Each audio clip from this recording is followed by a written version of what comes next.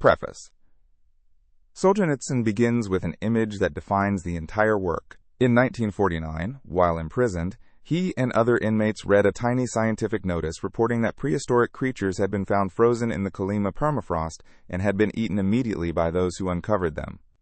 The anecdote struck the prisoners differently from ordinary readers. They understood the hunger required to make human beings tear into ancient frozen flesh. Kolyma, in their minds, was not merely a place on a map, but the harshest island of a vast hidden country, the Gulag Archipelago. Its camps, prisons, transit points, labor colonies, and exile settlements were scattered across the Soviet Union, yet psychologically joined into a single continent inhabited by prisoners, or Zeeks. Most citizens either knew nothing of this country, or possessed only vague rumors about it. Those who knew it directly were usually silent. Solzhenitsyn says he is not attempting a conventional archival history. He had no access to the state's secret documentation and suspected that much evidence would be destroyed. His account instead combines his own 11 years of imprisonment and exile with testimony, letters, memoirs, conversations, and recollections from hundreds of others. He presents the work as a collective monument to people whose experiences had been hidden. The danger, he warns, is not merely that the past can be painful to remember. Forgetting it leaves a society defenseless against repetition. The archipelago may recede beneath layers of official silence, but its bones remain beneath the surface. Part 1. The Prison Industry. Chapter 1. Arrest. The route into the archipelago begins with arrest. Solzhenitsyn describes arrest not as an administrative event, but as a sudden rupture in reality.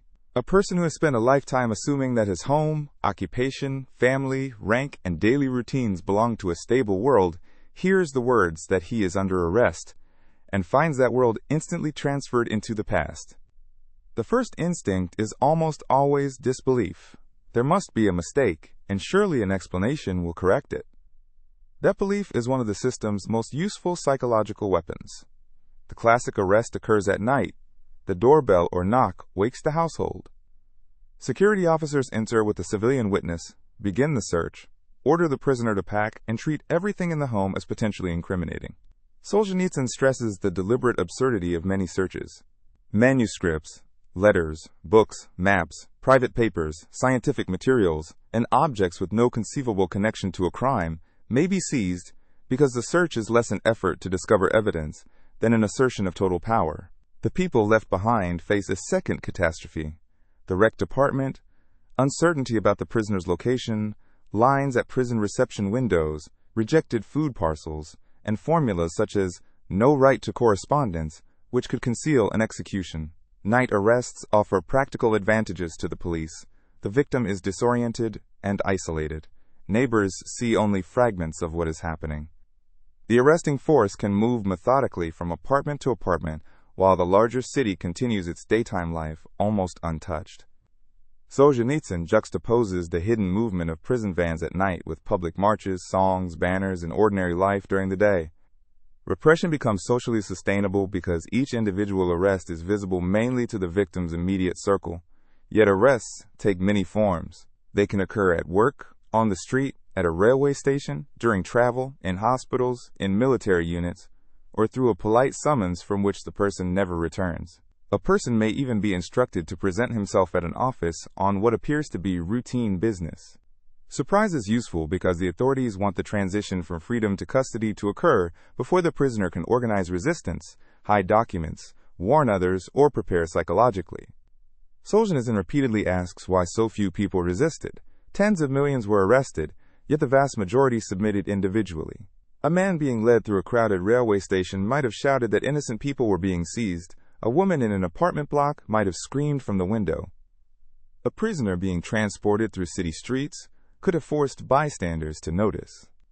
Instead, most obeyed the customs of ordinary civic life, even after the state had ceased treating them as ordinary citizens.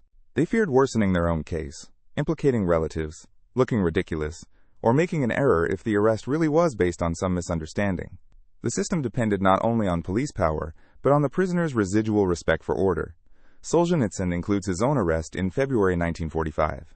He was an artillery officer at the front when military counterintelligence seized him because of private letters in which he had criticized Stalin. The transformation was immediate. His shoulder boards were torn away, he was separated from his military identity, and men who a few hours earlier would have treated him as an officer now commanded him as an accused enemy. Yet the circumstances also produced moments of unexpected dignity. His brigade commander, risking the suspicion of the counterintelligence officers, called him back before he was taken away, shook his hand, and wished him happiness. For Solzhenitsyn, the gesture demonstrates how much moral significance can reside in a small act when the surrounding institution demands cowardice. His first night in custody teaches him that the categories by which he had understood Soviet society are unstable. He is placed with frontline officers and a returned prisoner of war, who freely says that he had been sent back through German lines as a spy, but had immediately surrendered to Soviet forces. The state's suspicions do not correspond neatly to actual guilt. Officers who had fought through the war can become criminals through an incident involving the superior's privileges. A former prisoner of war can become presumptively disloyal merely because he survived captivity. Solzhenitsyn enters the archipelago, expecting that his case is exceptional, and begins discovering that arbitrariness is the rule. He also encounters the first humiliations that define prison existence: hands behind the back, commands from guards of lower military rank, watched toilet calls, cramped confinement, the stripping away of personal status. His outrage gradually gives way to a larger realization. The essential power of arrest is not that it proves guilt. It places a human being inside a system where every previous assumption about rights, rank, dignity, and explanation has ceased to protect him. Solzhenitsyn broadens the picture of arrest by describing how carefully its forms are adapted to circumstances. The security organs distinguish between first arrests and repeat arrests, individual and group operations, cases in which resistance is expected and those in which it is not, searches that must be documented and those in which property can simply disappear, arrests in which a spouse will be taken later, and arrests that initiate the exile of an entire family.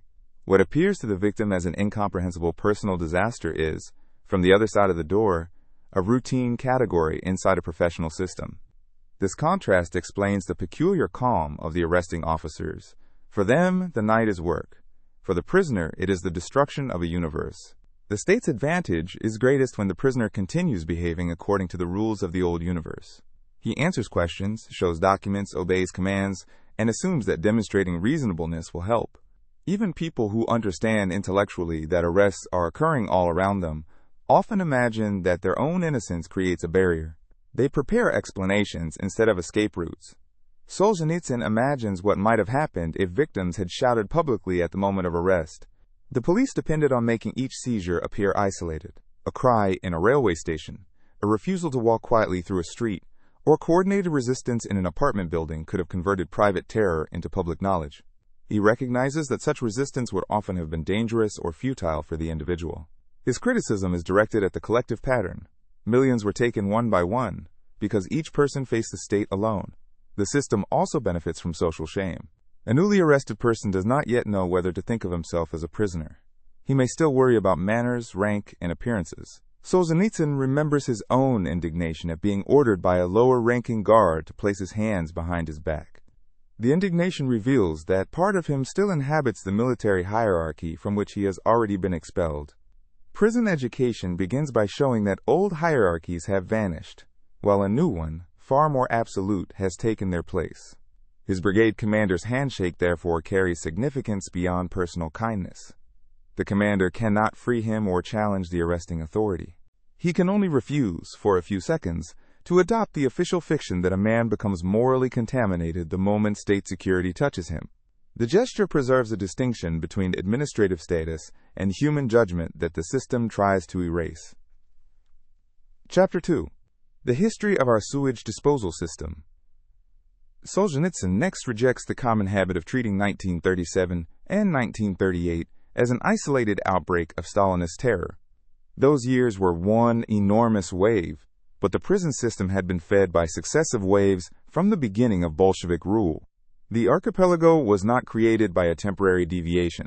Its population grew through repeated campaigns aimed at changing groups that political power defined as dangerous, inconvenient, resistant, economically useful, or ideologically obsolete.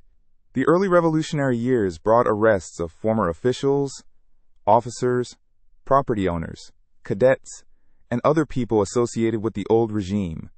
Soon repression widened to the Bolsheviks, former socialist allies and competitors, socialist revolutionaries, Mensheviks, anarchists, and other left-wing groups. Solzhenitsyn emphasizes the irony. Many of these people had struggled against Tsarism and regarded themselves as revolutionaries.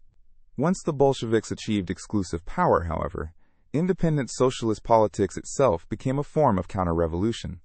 Workers, strikes, and disturbances could be blamed on Mensheviks or socialist revolutionaries, allowing political dissatisfaction to be treated as conspiracy rather than as evidence of genuine grievances. The expansion was gradual enough that different groups could watch the destruction of others without recognizing their own future. One party approved when another was suppressed. Loyal communists approved when former oppositionists were arrested. Later, members of the ruling party themselves entered the same prisons. Solzhenitsyn compares this process to a patient game of solitaire, in which people are quietly moved from one pile to another, prison to exile, exile to another region, temporary restriction back to prison. Over time, whole political traditions disappear from public life, without a single moment in which society sees the full operation at once. Religion became another major target. Monks, nuns, priests, active lay believers, and eventually ordinary people whose religious life attracted attention could be arrested, exiled, or imprisoned. The state did not merely separate church from government, it attempted to break religious institutions and reduce independent centers of moral authority. Solzhenitsyn notes that women often displayed exceptional firmness when pressured to renounce religious commitments. The countryside produced a wave of still greater scale. During collectivization and the campaign against the so-called kulaks, millions of peasants were uprooted. Solzhenitsyn stresses that this catastrophe is less present in public memory, because peasants left fewer memoirs and had less access to educated networks capable of preserving testimony. Families could be dispossessed and transported through administrative decisions rather than elaborate criminal cases. The scale of the operation made individual investigation unnecessary. Whole social categories were treated as material to be relocated. Economic campaigns created additional currents. Specialists and engineers could be accused of wrecking. Traders, former private businessmen, craftsmen, or people suspected of hiding valuables might be arrested in searches for gold or other assets. The state's demand for resources could itself generate criminal categories. Refusal to inform on acquaintances could become punishable. Solzhenitsyn gives examples of people imprisoned because they would not become informers, exposing how the security apparatus multiplied itself through pressure on ordinary citizens to participate in surveillance. The criminal law became elastic enough to absorb everyday failures.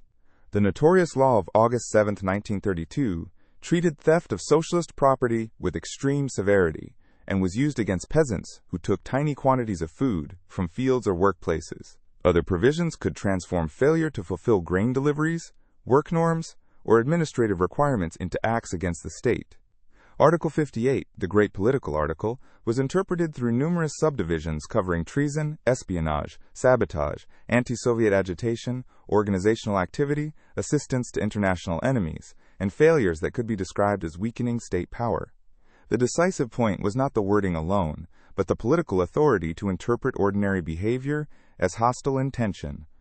By the late 1920s and early 1930s, the revolution was devouring people from within the party itself. Trotskyists were arrested first, while many other communists approved. Later came supposed rightists, former oppositionists, officials, technical specialists, and cadres, whose previous loyalty no longer protected them. Solzhenitsyn emphasizes the recurring moral blindness. People assume that arrests of others must have some basis, because the alternative would require admitting that the state they support is arbitrary. The formula that authorities do not arrest people for nothing becomes a mechanism by which each new victim is socially isolated. The Great Purge of 1937 and 1938 therefore appears as a culmination rather than a beginning. Earlier methods of selective repression were expanded into mass quotas and rapid processing. Political opponents were swept up, but so were party officials, administrators, specialists, relatives of condemned people, and anyone linked through invented organizations or chains of testimony. Families themselves became categories. A husband's alleged political offense could expose his wife and children to punishment. Long sentences became common, and the boundary between accusation and predetermined destination nearly disappeared. War produced new populations. Soldiers accused of retreating people who had lived under German occupation, Soviet citizens who had been taken abroad for labor, returning prisoners of war, people repatriated from Europe, national minorities subjected to collective deportation, and émigrés encountered by the advancing Red Army could all enter the system. A person's mere exposure to foreign territory might become evidence of ideological contamination or espionage. The state that celebrated victory simultaneously treated millions of its own returning citizens as security risks. Post-war laws continued feeding the camps. In 1947, theft laws were hardened again, and minor property offenses could bring severe terms. Collective farmers could be exiled for failing to meet Labor Day requirements. The prison population was not a residue that naturally declined once political crises ended. The system had developed institutional and economic uses for prisoners, and repeatedly discovered new legal streams through which to supply them. Solzhenitsyn's conclusion is that the waves reveal planning, continuity, and bureaucratic persistence. While educated citizens discussed literature, science, philosophy, careers, vacations, or private ambitions, the prison vans continued moving.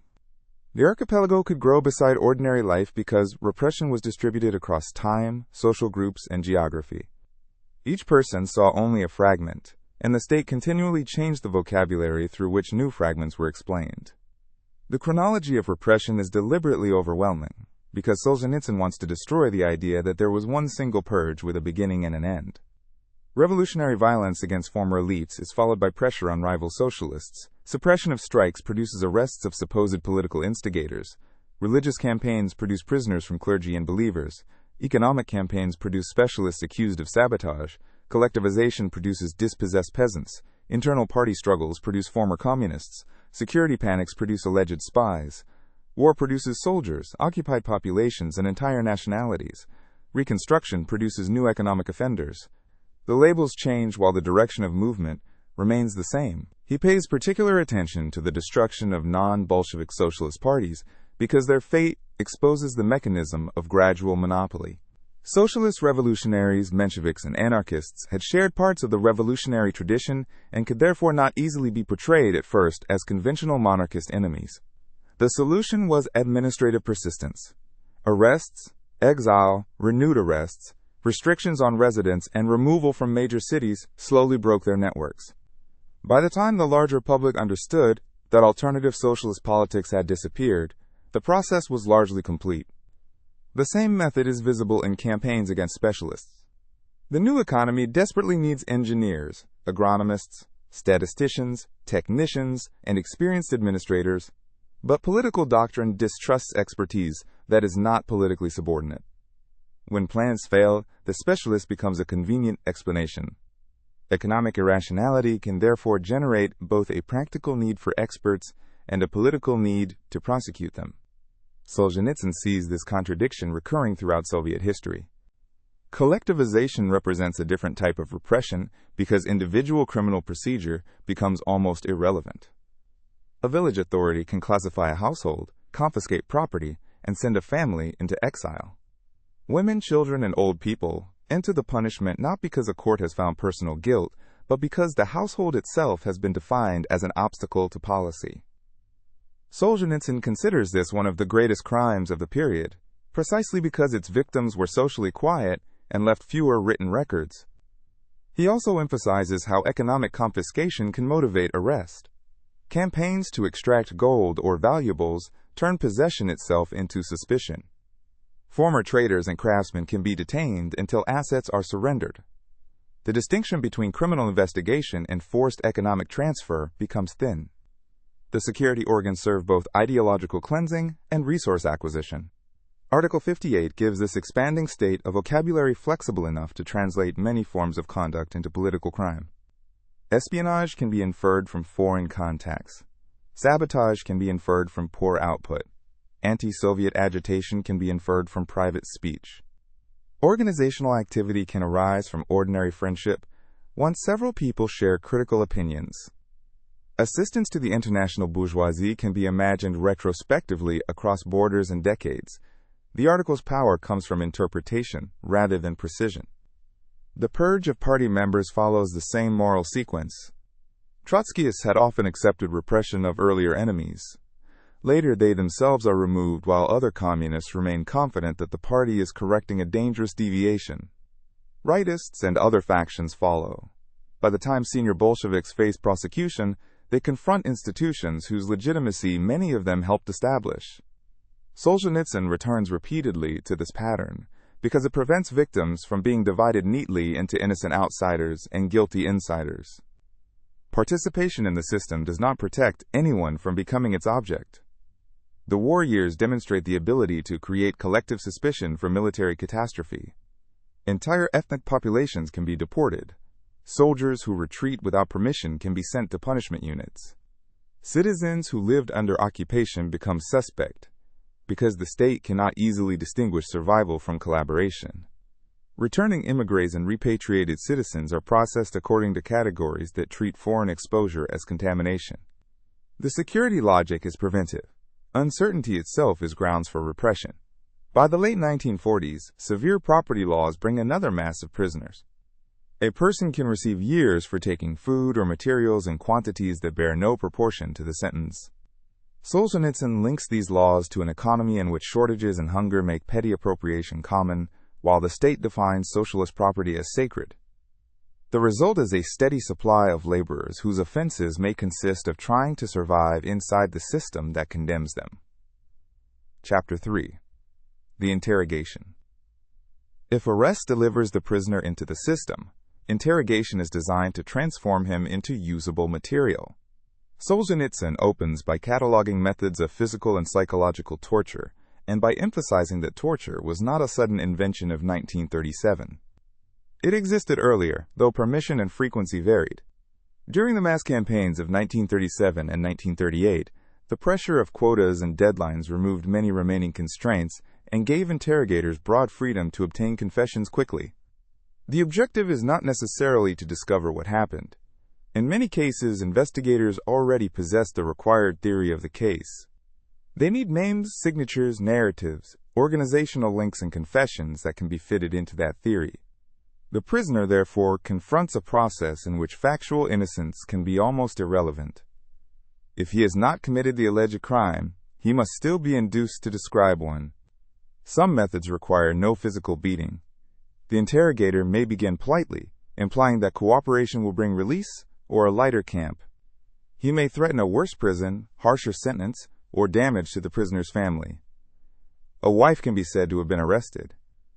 The prisoner may hear a woman screaming in another room, see his spouse briefly in a corridor, or be shown a supposed letter renouncing him. The emotional bond that ordinarily sustains a person becomes a lever against him. Sleep deprivation is among the most effective tools. Prison rules already prevent sleeping during the day, while interrogations occur at night. A prisoner can therefore be deprived of meaningful sleep for days. Sometimes he is repeatedly taken from his cell, brought to an office, immediately sent back, and summoned again as soon as he lies down. Sometimes he must sit or stand for long periods without support. Solzhenitsyn gives examples of people kept on stools for days, confined in tiny standing boxes, or forced to remain awake under continuous observation. Hunger and thirst can be intensified. Food may be placed before a starving prisoner and withheld, then offered suddenly as a reward. Overcrowding itself becomes torture.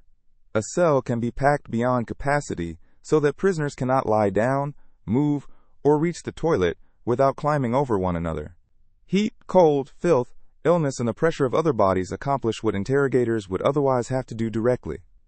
The institution makes prisoners participate involuntarily in one another's suffering. Physical violence ranges from routine beatings to specialized methods intended to inflict extreme pain while leaving limited visible evidence. Solzhenitsyn records testimony about rubber truncheons, blows to sensitive nerves, prolonged standing, constriction, exposure to heat or cold, and severe assaults that cause lasting injury. The purpose is not simply pain. Repetition destroys the prisoner's confidence in the continuity of his own personality. After enough exhaustion, he may sign words he knows to be false, merely to make the immediate torment stop. Interrogation also exploits the prisoner's desire to be truthful. A conscientious person tries to remember dates accurately, distinguish acquaintances, and explain conversations. That effort gives the investigator material from which to construct a conspiracy. Friendship becomes organizational connection. A private conversation becomes anti-Soviet agitation. Meeting someone repeatedly becomes evidence of coordinated activity.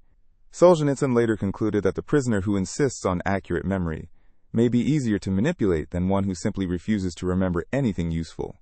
The written deposition has its own authority.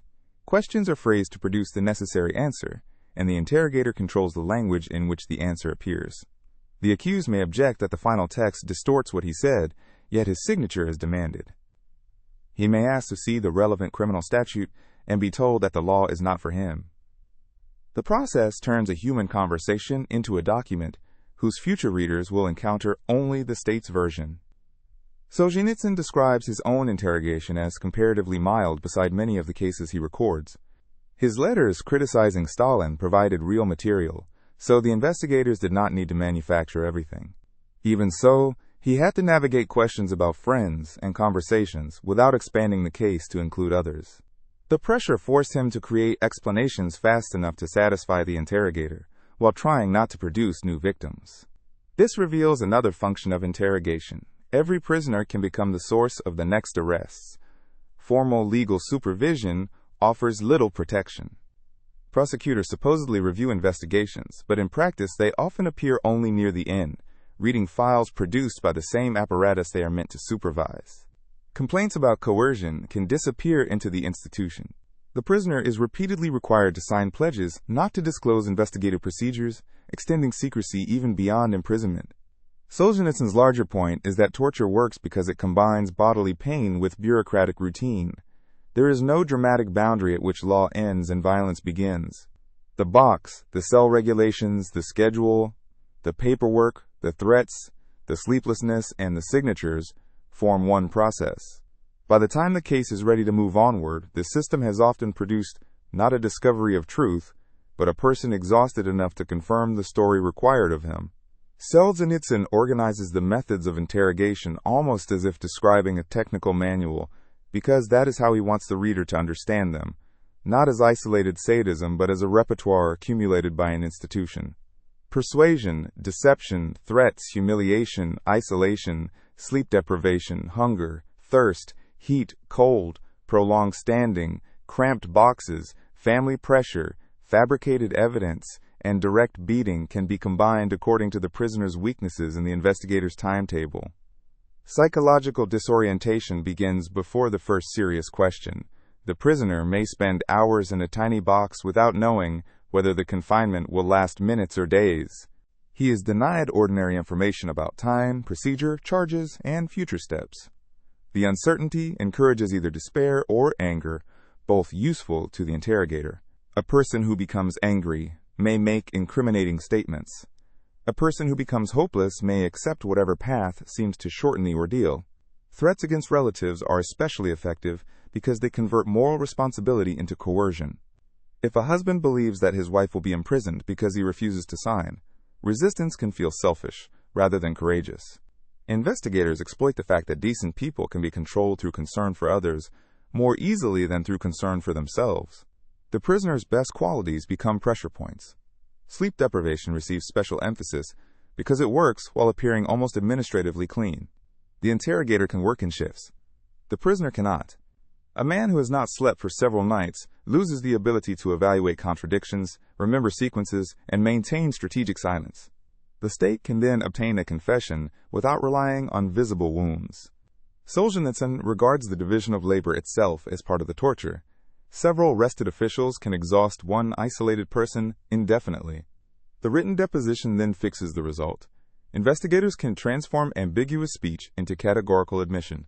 If the prisoner signs, future officials can treat the document as voluntary testimony. The physical circumstances under which it was produced disappear from the file. A bureaucratic page therefore launders coercion into evidence. This process also explains the chain reaction of arrests. Once one prisoner names an acquaintance, investigators can summon the acquaintance and present the first deposition as independent proof. Under pressure, the second prisoner names others. A fictional organization acquires documentary density because every coerced confession confirms the existence of the previous ones. The more people are arrested, the easier it becomes to demonstrate that the conspiracy must have been extensive. Solzhenitsyn warns that the moral problem cannot be solved simply by asking why prisoners signed. Human resistance has physical limits, and different people break under different pressures. The relevant question is why a state constructed institutions whose success depended on breaking them. The shame belongs less to the exhausted prisoner who signs than to the system that deliberately makes truth more painful than falsehood. Chapter 4. The Bluecaps.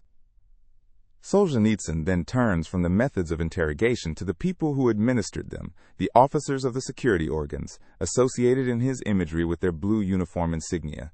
Former prisoners remember their own fear and pain more clearly than the personalities of their interrogators, yet he tries to reconstruct the moral environment in which such work became ordinary. The central fact is power. A security officer may hold modest formal rank, yet possess authority over the freedom of generals, factory directors, professors, party officials, and ordinary citizens. Others can control wages or professional advancement. He can make a person disappear into prison. This asymmetry shapes behavior around him. Superiors in other hierarchies flatter him. Colleagues protect one another. Citizens avoid criticizing him because the institution itself stands behind his personal decisions. The work is made easier by predetermined guilt. An interrogator does not need to struggle intellectually with competing evidence if his assignment is to uncover the particular crime already expected. The burden is transferred to the accused, who must explain why the state's theory is wrong while the investigator is rewarded for confirming it. Career incentives therefore align with coercion rather than doubt.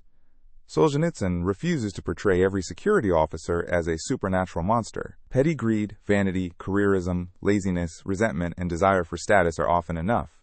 Officers steal desirable objects from prisoners, exploit access to confiscated property, or use their power in trivial personal disputes.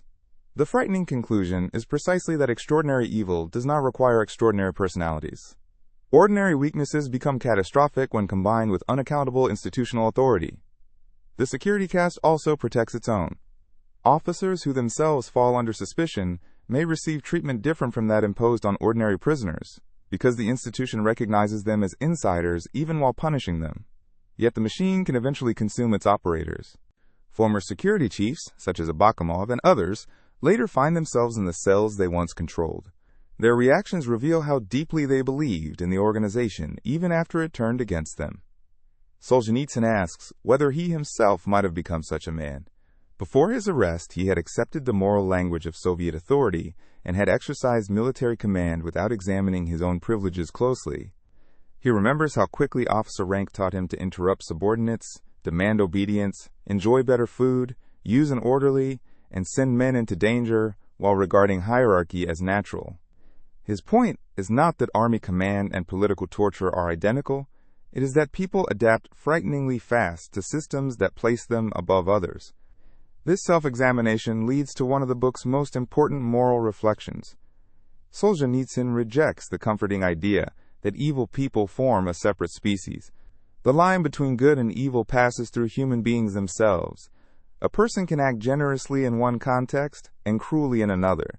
Family affection, culture, education, or love of books do not automatically prevent participation in repression. At the same time, repeated wrongdoing can harden into a threshold beyond which a person ceases to struggle morally against what he is doing. He criticizes the post-Stalin tendency to bury responsibility in anonymity. If society refuses to name, judge, or even morally condemn those who tortured and destroyed others, younger generations learn that wrongdoing carries no consequence. Solzhenitsyn is not calling simply for revenge. He is arguing that justice requires public moral distinction between victim and perpetrator. Silence protects not only elderly officials, but the principle that successful cruelty may be forgotten. The Bluecaps are therefore products of an environment that rewards certainty and punishes hesitation. An officer who questions the guilt of his assigned prisoner risks appearing politically unreliable. An officer who obtains the required confession demonstrates vigilance. The institution selects behavior long before it needs to select unusually cruel personalities. Solzhenitsyn is particularly severe toward the excuse that officials were merely obeying orders. Individual acts remain individual even inside a hierarchy. Someone chooses to threaten a family, falsify a deposition, beat a prisoner, steal property, or remain silent when a colleague does so. Bureaucracy can distribute responsibility, but it cannot make responsibility disappear. At the same time, he insists on self-implication. His reflections on his own behavior as an army officer are meant to block the easy conclusion that he belongs naturally among the righteous. Rank had changed him quickly. Better food, authority over older soldiers, the right to command dangerous tasks, and the habit of being obeyed began to feel deserved. If ordinary military privilege could reshape his behavior in months, he asks what years of nearly unlimited security police power might do to someone surrounded by institutional approval. This leads to his famous moral reversal. If only evil people committed evil acts, society could simply isolate them. The actual problem is that the capacity for both good and evil runs through every person. Circumstance, ideology, fear, ambition, and habit can move the line. That recognition does not erase guilt. It makes vigilance more necessary because no class, party, profession, or education automatically guarantees virtue. The refusal to judge past perpetrators, in Solzhenitsyn's view, therefore damages the future. A society can forgive after truth is established, but amnesia is different from forgiveness. If torturers retire peacefully, and their victims remain unnamed, younger people receive a clear lesson about incentives. Cruelty in service of power is safer than resistance to it. Historical truth becomes part of the moral infrastructure of law. Chapter 5. First Cell, First Love. After interrogation begins to loosen its grip, the first shared prison cell can feel paradoxically like relief. Solzhenitsyn compares the memory of one's first cell to first love because it is there that the newly arrested person finally meets others who have undergone the same unimaginable rupture. The cell becomes a place where prisoners reconstruct reality together. Until then, the interrogator has controlled almost all information. In a common cell, the accused discovers that his experience is not unique, and that the state's explanations cannot account for the variety of people imprisoned around him. Solzhenitsyn describes the Lubyanka as materially better organized than many later prisons. The cells had fixed routines, occasional showers, carefully controlled books, walks, meals, and elaborate regulations governing sleep, spectacles, speech, and movement. These small concessions did not create freedom. They sharpened awareness of how thoroughly every aspect of existence was managed. Eyeglasses could be taken away at night. Sleep during forbidden hours could bring punishment. Conversations were watched. Stool pigeons were planted among prisoners, and the peephole turned the cell into a space of constant inspection. Yet human life reasserted itself. Prisoners exchanged biographies, arguments, history, jokes, warnings, and political ideas. Solzhenitsyn begins learning from people he would never have met in ordinary Soviet life. Anatoly Fastenko, an older revolutionary with memories extending back to the pre-revolutionary prison tradition, gives historical perspective to the new system. He remembers a time when political prisoners could protest, and when prison officials still recognized categories of rights that later generations would find almost unimaginable. The contrast makes clear how much prison culture had deteriorated, rather than progressed under a regime that described itself as more humane. Another important cellmate is the Estonian lawyer Arnold Susi. Solzhenitsyn had entered prison intellectually formed by Marxism, and by the assumption that the Russian Revolution was the central framework for understanding modern history.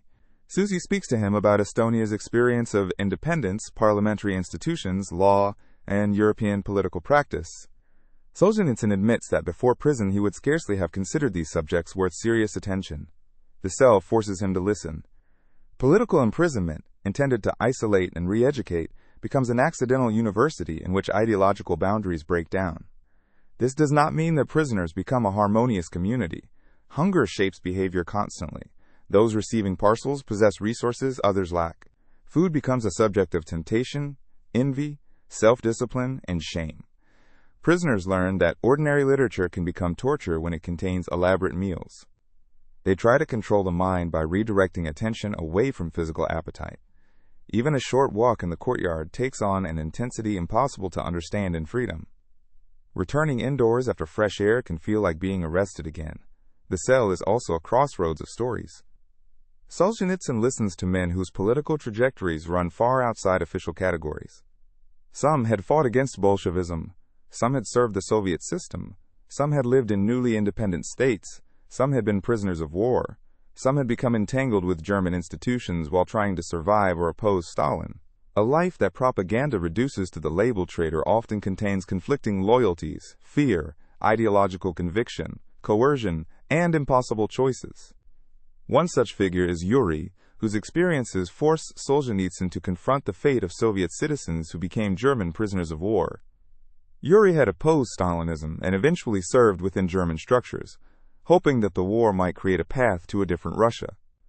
Instead, he discovered that the Germans had their own purposes and little interest in Russian freedom. Like many people trapped between the two regimes, he found that every choice compromised him further. The story prepares Solzhenitsyn for the much larger post-war tragedy of repatriated Soviet prisoners. The cell also teaches prisoners to recognize informers. A man may appear overly curious, repeat certain questions, or cultivate conversation for reasons that become obvious only gradually. The institution depends on suspicion penetrating the smallest human group. Yet even this pressure cannot prevent intellectual exchange altogether. The compressed environment creates intense relationships because people know that any cellmate may disappear suddenly through the door and never be seen again. The meaning of the chapter lies in this contradiction. Prison destroys privacy, comfort, autonomy, and continuity, but it also strips away many social performances of freedom. People who would never have spoken honestly in offices, universities, or public meetings can sometimes speak more truthfully in a locked room where they have already lost nearly everything. Solzhenitsyn's first cell begins the intellectual transformation that will make the archipelago not simply a place he survives, but a subject he feels obligated to understand. The cell also teaches Solzhenitsyn how imprisonment creates a society with its own hierarchy of knowledge. A newcomer arrives still thinking in the categories of free life. He wants to know when the misunderstanding will be corrected, whether a prosecutor will read his complaint, whether his family has been informed, and whether the evidence will finally be examined. Older prisoners recognize these questions as symptoms of inexperience. They have learned that the system does not function like an ordinary court process, temporarily derailed by error. Its routines are stable precisely because the prisoner's assumptions about legality no longer govern what happens. The veterans know how to sleep on crowded bunks, how to divide food, how to communicate through walls or pipes, how to interpret footsteps in the corridor, and how to distinguish a genuine fellow prisoner from a possible informer. This practical knowledge is one of the first things the arrested person acquires in exchange for his former confidence in public institutions. The personalities in the cell matter because Solzhenitsyn refuses to reduce the prison population to a single political type. Festenko brings memories from the revolutionary era and a perspective shaped by decades of political upheaval. Arnold Susi, the Estonian lawyer and former government minister, opens another intellectual world for Solzhenitsyn. Through Susi, he encounters an account of Estonia that differs sharply from the Soviet narrative of voluntary incorporation. He is forced to confront how little he knows about neighboring countries whose history his own government had simplified into ideological formulas. Other prisoners have been officers, engineers, administrators, soldiers, or men entangled in the German occupation. Their biographies often contain compromises that cannot be sorted neatly into the categories of hero and traitor used by official propaganda. This variety is part of the meaning of Solzhenitsyn's phrase, first cell, first love. The affection is not for confinement itself. It is for the unexpected intensity of intellectual and moral contact produced when people who would never have met in ordinary life are locked together without the distractions of profession, status, and public performance. Conversation becomes one of the few remaining forms of freedom. A prisoner can lose his rank, property, privacy, correspondence, and control over his body, while still discovering that another person's memory and argument cannot be confiscated quite so easily. Solzhenitsyn later regards these exchanges as part of his education, because they begin to break the sealed ideological world in which he had previously lived. At the same time, the cell is never a protected seminar. Hunger governs attention. Searches can interrupt everything. The administration controls books, paper, pencils, sleep, light, exercise, and the most elementary bodily functions. Prisoners learn to watch one another because the possibility of an informer is always present. A stool pigeon does not need to invent a dramatic conspiracy. An incautious judgment about Stalin, the war, the prison, or another political question can be turned into material for a new accusation. The prison therefore creates both intimacy and suspicion. Men reveal their lives to one another because they desperately need human company, yet they also know that speech itself may prolong their captivity. Solzhenitsyn uses these contradictions to revise his understanding of freedom. Outside prison, he had thought of freedom largely in political or philosophical categories. Inside, freedom decomposes into hundreds of unnoticed privileges: choosing when to stand, deciding what to read, sending a letter without permission, eating when hungry, closing a door, keeping a private thought private. Prison does not teach him that such small liberties are trivial. It teaches the opposite. Their ordinariness is what makes free people fail to notice how much of life consists of them. Chapter 6. That Spring. In the spring and summer of 1945, the Soviet Union celebrates victory over Nazi Germany, while the prisons fill with returning Soviet prisoners of war. Through the windows of the Butyrki prison, inmates can hear bands rehearsing for the victory celebrations. The contrast is central. The country honors military triumph, while men who survived capture are treated as suspected traitors. Solzhenitsyn calls these prisoners the dominant human tide of that spring. They are joined by forced laborers returning from Germany, émigrés encountered by Soviet armies, soldiers who had lived too long in Europe, and officers whose exposure to foreign societies made them politically suspect. Many are of Solzhenitsyn's own generation, people raised entirely under Soviet power. They had joined the pioneers, absorbed official ideals, entered the army, and fought the war. Their reward for surviving circumstances, often created by military catastrophe, is interrogation and imprisonment. He argues that the motherland betrayed its prisoners of war 3 times. First, Soviet leadership helped create the enormous encirclements and defeats, in which millions were captured through military unpreparedness and disastrous command decisions. Second, the Soviet state largely abandoned its captured soldiers, treating surrender as moral contamination, rather than recognizing the conditions under which armies had collapsed. Third, after the war, it encouraged them to return, often with assurances of forgiveness, only to screen, arrest, exile, or sentence many of them. This policy rested partly on Stalin's refusal to accept ordinary distinctions between captivity and treason. The assumption was that a true Soviet soldier should resist to the end, and that survival under enemy control was itself suspicious. Solzhenitsyn attacks this logic by returning responsibility upward. Men who had been surrounded, starved, abandoned, and left without weapons were declared guilty for the consequences of decisions made by leaders who suffered no comparable judgment. The experience of German captivity had itself been extreme. Solzhenitsyn reconstructs starvation, exposure, disease, mass death, and desperate attempts to obtain food. Some prisoners accepted service in German-controlled units because the alternative was to die. Others genuinely hoped to fight Stalinism. Some collaborated opportunistically. Others attempted to return to Soviet lines. The official category of traitor erased all these differences. The chapter also raises the question of General Andrei Vlasov and the Russian formations created under German auspices. Solzhenitsyn does not reduce the issue to simple innocence. Instead, he asks why a Soviet general and thousands of soldiers could come to believe that fighting against Stalin alongside Germany offered a political alternative. Nazi occupation policy, racial contempt, and brutality destroyed the possibility of a broad anti-Bolshevik Russian movement under German sponsorship. But the existence of collaboration still reveals the depth of alienation created by Soviet rule. A society cannot understand treason merely by condemning the traitor. It must examine what made loyalty collapse. Solzhenitsyn is also struck by his own earlier inability to understand these men. While still a Soviet officer, he had seen returning prisoners marching in gloomy formations and had not grasped why they were afraid. Prison changes the angle of vision. He now feels that chance, rather than moral superiority, separated his wartime path from theirs. His personal arrest becomes less important to him than the collective fate of a generation. The victory produces another expectation: amnesty. Prisoners reason that such an enormous national triumph must surely be followed by mercy. Rumors circulate constantly. Someone has heard that Stalin promised an unprecedented amnesty. Someone else knows an interrogator who mentioned release.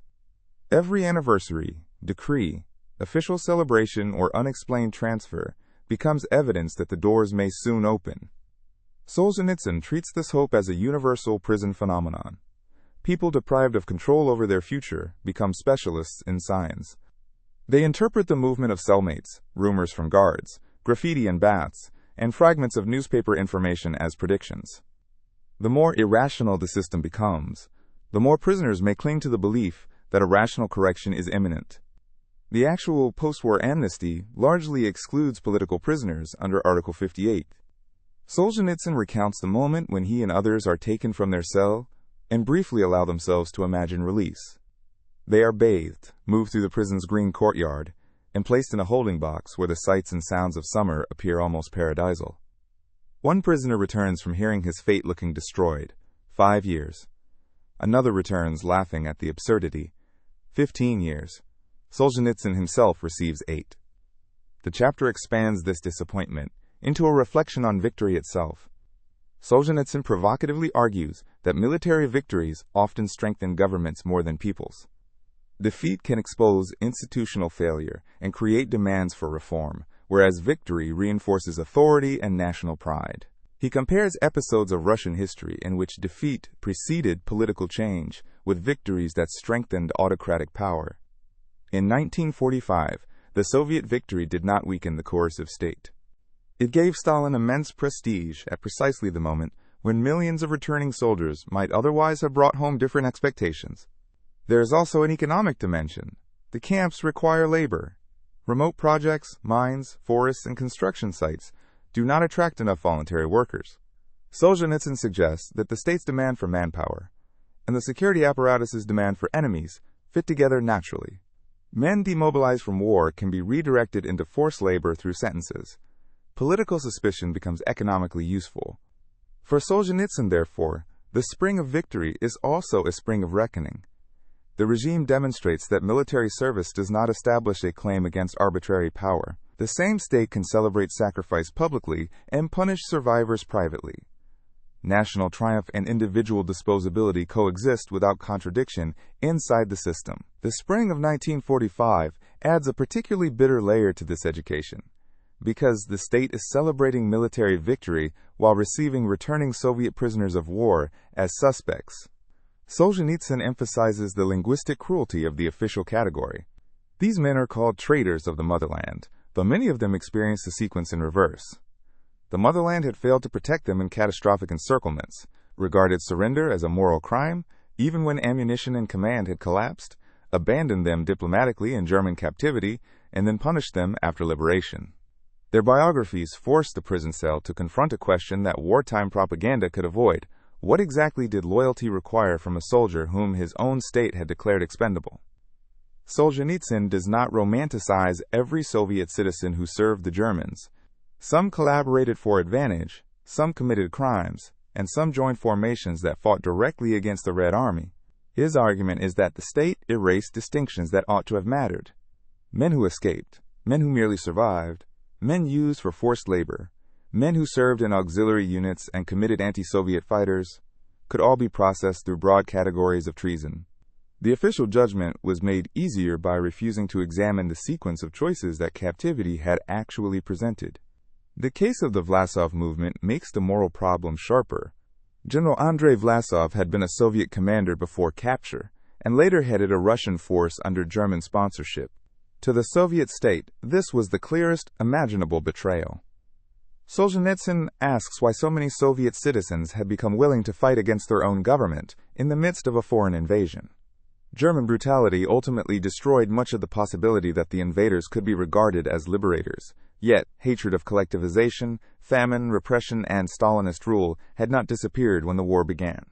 The existence of anti-Soviet Russian formations, therefore, becomes, in his account, evidence not merely about individual treason, but about the political conditions created before the war. Victory makes the expected reckoning stranger. Prisoners assume that the end of such a vast war must produce clemency. Russia had a tradition of amnesties associated with major state occasions, and millions had sacrificed for victory. Rumor turns the coming amnesty into a kind of collective dream. When the measure finally arrives, however, political prisoners discover that it does not mean what they had imagined. Categories of ordinary offenders may benefit, but the people sentenced under the political articles remain excluded or continue serving long terms. The victory celebrated outside the walls therefore confirms, rather than weakens, the state that imprisoned them. Solzhenitsyn draws from this a deliberately uncomfortable political reflection. Defeat can sometimes force rulers to confront their failures, while victory can sanctify them. The Soviet victory over Nazi Germany was real and of immense historical importance, but it also gave Stalin's government a reservoir of legitimacy. The population sacrifice could be transformed into evidence that the political system itself had been vindicated. For prisoners, the paradox was immediate. The same country whose soldiers had helped destroy one of history's most murderous regimes was expanding the machinery that would send many of its own returning citizens into camps. The post-war influx also has an economic dimension. The archipelago is not only a penal structure, it is a labor system. Reconstruction, logging, mining, transport, and remote industrial projects consume prisoners. Long sentences guarantee a durable labor force.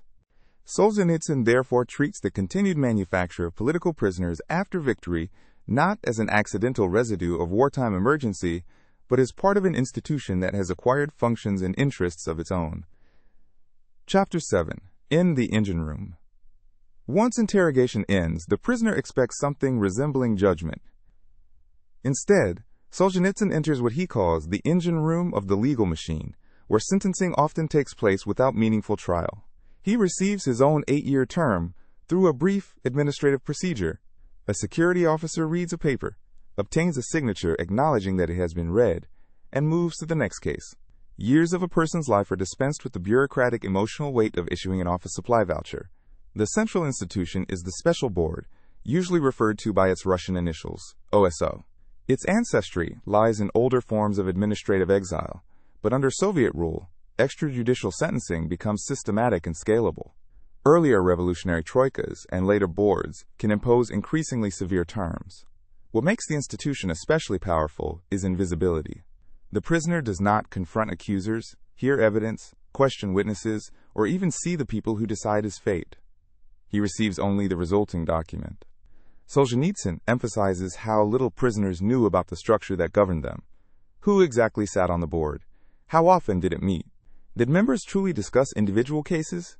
Or were sentences effectively produced by clerks working from files? The uncertainty is itself revealing. An institution capable of determining the lives of millions operates beyond the knowledge of those subject to it. Administrative sentencing also adapts to labor demand. Terms lengthen over time, 3 years, 5, 10, and eventually 25. Prisoners can work for months without knowing the sentence formally imposed on them. In some camps, whole groups are lined up and informed collectively that almost everyone has received the same number of years. The sentence becomes less an individualized judgment than a classification assigning bodies to the archipelago for a specified period. Formal courts do not necessarily provide greater protection. Military tribunals, special collegia, and higher courts learn the same habits. Public hearings disappear. Defense becomes nominal. The result may be decided before the accused enters the room, sometimes literally typed in advance. Solzhenitsyn recounts cases in which hearings last minutes or even seconds. A prisoner runs upstairs, states his name, hears a term, and is immediately removed so that the next case can be processed. Predetermined sentences relieve judges not only of intellectual work, but of moral responsibility. If the outcome arrives from above, the individual judge can regard himself as an executor rather than an author of injustice. The prosecutor, investigator, judge, and administrative board each become a partial mechanism whose personal responsibility seems diluted by the existence of the others.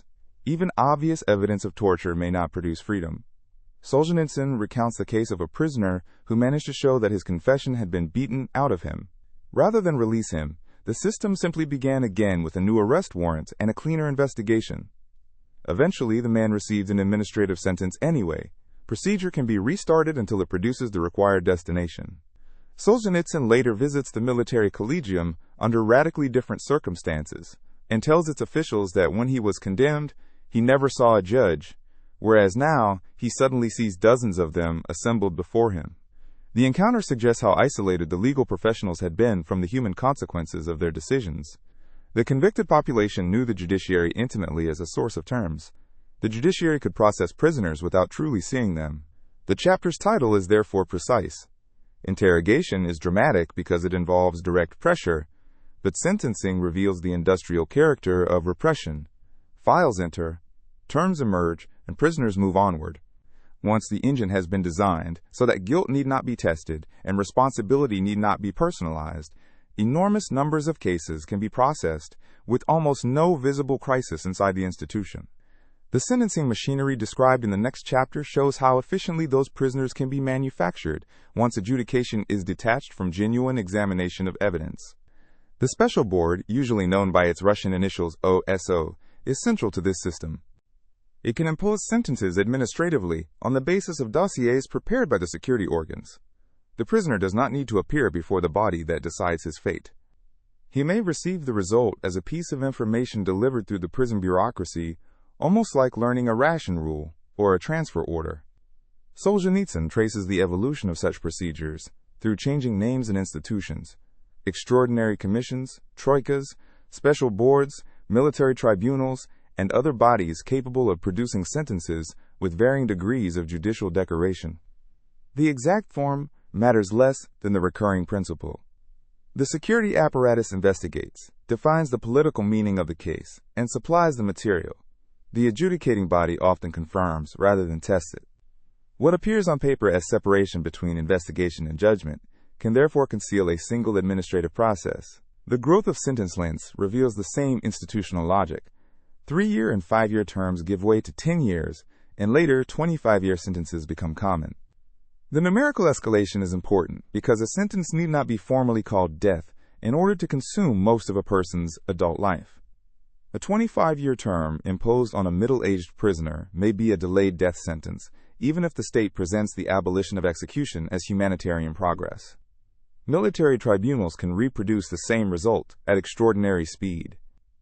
Solzhenitsyn describes proceedings lasting only minutes, with defendants entering one after another and hearing accusations and sentences, without any realistic possibility of mounting a defense. Lawyers, witnesses, and careful evidentiary disputes would slow a process designed for volume. The judicial ritual remains because a verdict carries symbolic authority, but the practical work has already been done in the interrogation rooms and dossiers. The story of Karetnikov illustrates how little protection a formal outcome can provide. A prisoner may be tortured, sentenced, serve time, and then be drawn once more into the machinery when the authorities need a new case or reinterpret old material. Release from one proceeding does not restore an independent legal status, because the security organs retain the power to redefine the person politically. Solzhenitsyn's larger point is that law cannot restrain police power when the police determine the facts, the political category, and often the desired sentence before the court begins. This is why he calls the chapter the engine room. The spectacular public trials receive historical attention because they leave speeches, defendants, and dramatic verdicts. But an industrial repression requires something less theatrical.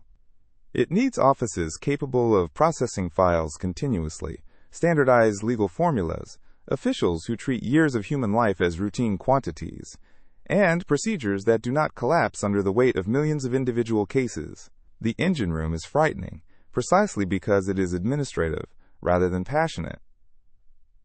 Chapter 8. The Law as a Child. Solzhenitsyn now turns backward to the earliest Soviet courts in order to show how the legal machinery learned its mature form. Public memory, he argues, tends to begin with famous later show trials, but revolutionary tribunals were active from the first years after 1917, before a stable criminal code existed.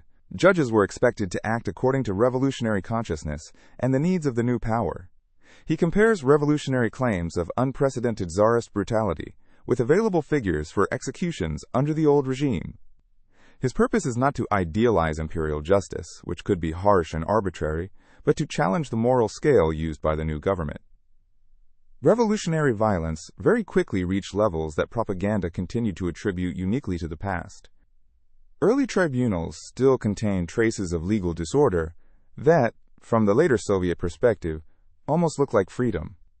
Judges, prosecutors, defense lawyers, workers, guards, and observers sometimes disagreed openly. Defense counsel might actually defend. A tribunal might resist a prosecutor. People could speak in ways that would later become impossible.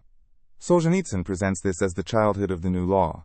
The political direction is already visible, but institutions have not yet been fully disciplined into a single line. The career and writings of Nikolai Krylenko, revolutionary prosecutor and legal theorist, provide much of the material. Krylenko treats law explicitly as an instrument of class power. The decisive question is not an abstract offense detached from politics, but whether conduct assists or threatens the revolution. Solzhenitsyn uses trial records to show how the language of legal reasoning is reorganized around political purpose. Corruption cases reveal the tension between ordinary crime and revolutionary legitimacy. Bribery flourishes even within new institutions. When investigators or intermediaries accept money to alter prisoners' fates, tribunals confront crimes committed by their own revolutionary personnel. Solzhenitsyn follows cases in which the legal process approaches uncomfortable questions about the Cheka itself, only to retreat when inquiry threatens the prestige of the security apparatus. Dzerzhinsky and senior Chekists appear as defenders of institutional honor. The law can punish particular corruption, but it must not become a trial of the organ on which revolutionary power depends. The same pattern appears in political prosecutions. Conversations, associations, correspondence, and private opinions are transformed into counter-revolutionary acts, because the state treats hostile thought as a material threat. One need not organize an armed rebellion. Discussing what government might replace Bolshevik power, maintaining contact with people in territories outside Soviet control, or participating in circles of intellectuals can become enough. Solzhenitsyn highlights the prosecution of educated public figures and people connected with charitable or political organizations. The new law does not merely punish overt acts.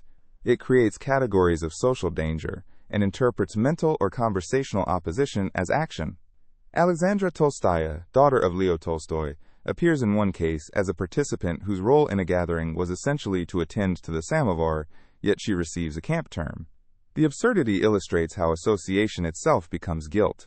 Religious persecution develops in parallel. Church leaders and believers face trials connected with resistance to seizure of church property and broader political accusations. Patriarch Tikhon protests killings and repression of clergy. Solzhenitsyn's point is that legal attack on the church is not an accidental byproduct of civil war. It is part of the formation of a system in which independent institutions are redefined as political enemies. The chapter portrays revolutionary legality as a process of education. At first, different actors have not yet learned the expected behavior. Prosecutors sometimes act too much like prosecutors rather than political accusers. Defense lawyers defend too energetically. Judges hesitate. Guards or workers may object. Over time, these deviations are corrected. The ideal system will eventually be one in which prosecution, defense, court, and accused all confirm the same political narrative. The law matures by losing precisely those conflicts that ordinary jurisprudence considers essential to justice. Solzhenitsyn then looks backward to show that this administrative mentality did not suddenly appear in the late Stalin years. The early revolutionary courts are laboratories in which political justice develops its vocabulary and habits. Nikolai Krylenko, prosecutor and later senior legal official, becomes one of the emblematic figures. Court proceedings are not conceived simply as neutral efforts to reconstruct an event and apply a stable rule. They are instruments for educating society about the interests of the revolution and identifying conduct according to its class and political significance. Some early cases concern ordinary corruption, bribery, or abuses committed by officials. Here, Solzhenitsyn notices an asymmetry. When misconduct touches the security organs or people protected by revolutionary institutions, punishment can become entangled with political usefulness. The new state is establishing legality while simultaneously preserving organizations whose extraordinary powers are justified by the emergency of revolution. The tension between rule and exception is therefore present from the beginning. Religious prosecutions show how quickly political categories can expand beyond armed opposition. Clergy and believers become vulnerable when church organization, sermons, resistance to confiscation, or religious gatherings are interpreted as counter-revolutionary activity. The issue is not merely whether a particular person has committed a conventional crime. The state claims authority to judge whether a social institution itself obstructs the revolutionary project. The same logic reaches private association and conversation. Solzhenitsyn recounts cases in which attendance at an informal gathering, or a harmless domestic role within it, is translated into participation in an anti-Soviet organization. His example of Alexandra Tolstaya being described as attending to the samovar is comic only until the phrase enters the legal machinery and helps support a prison sentence. Ordinary sociability can be reconstructed as organization because the legal category begins with the political interpretation desired by the authorities. This is what it means for the law to be a child. It experiments, stumbles, and learns.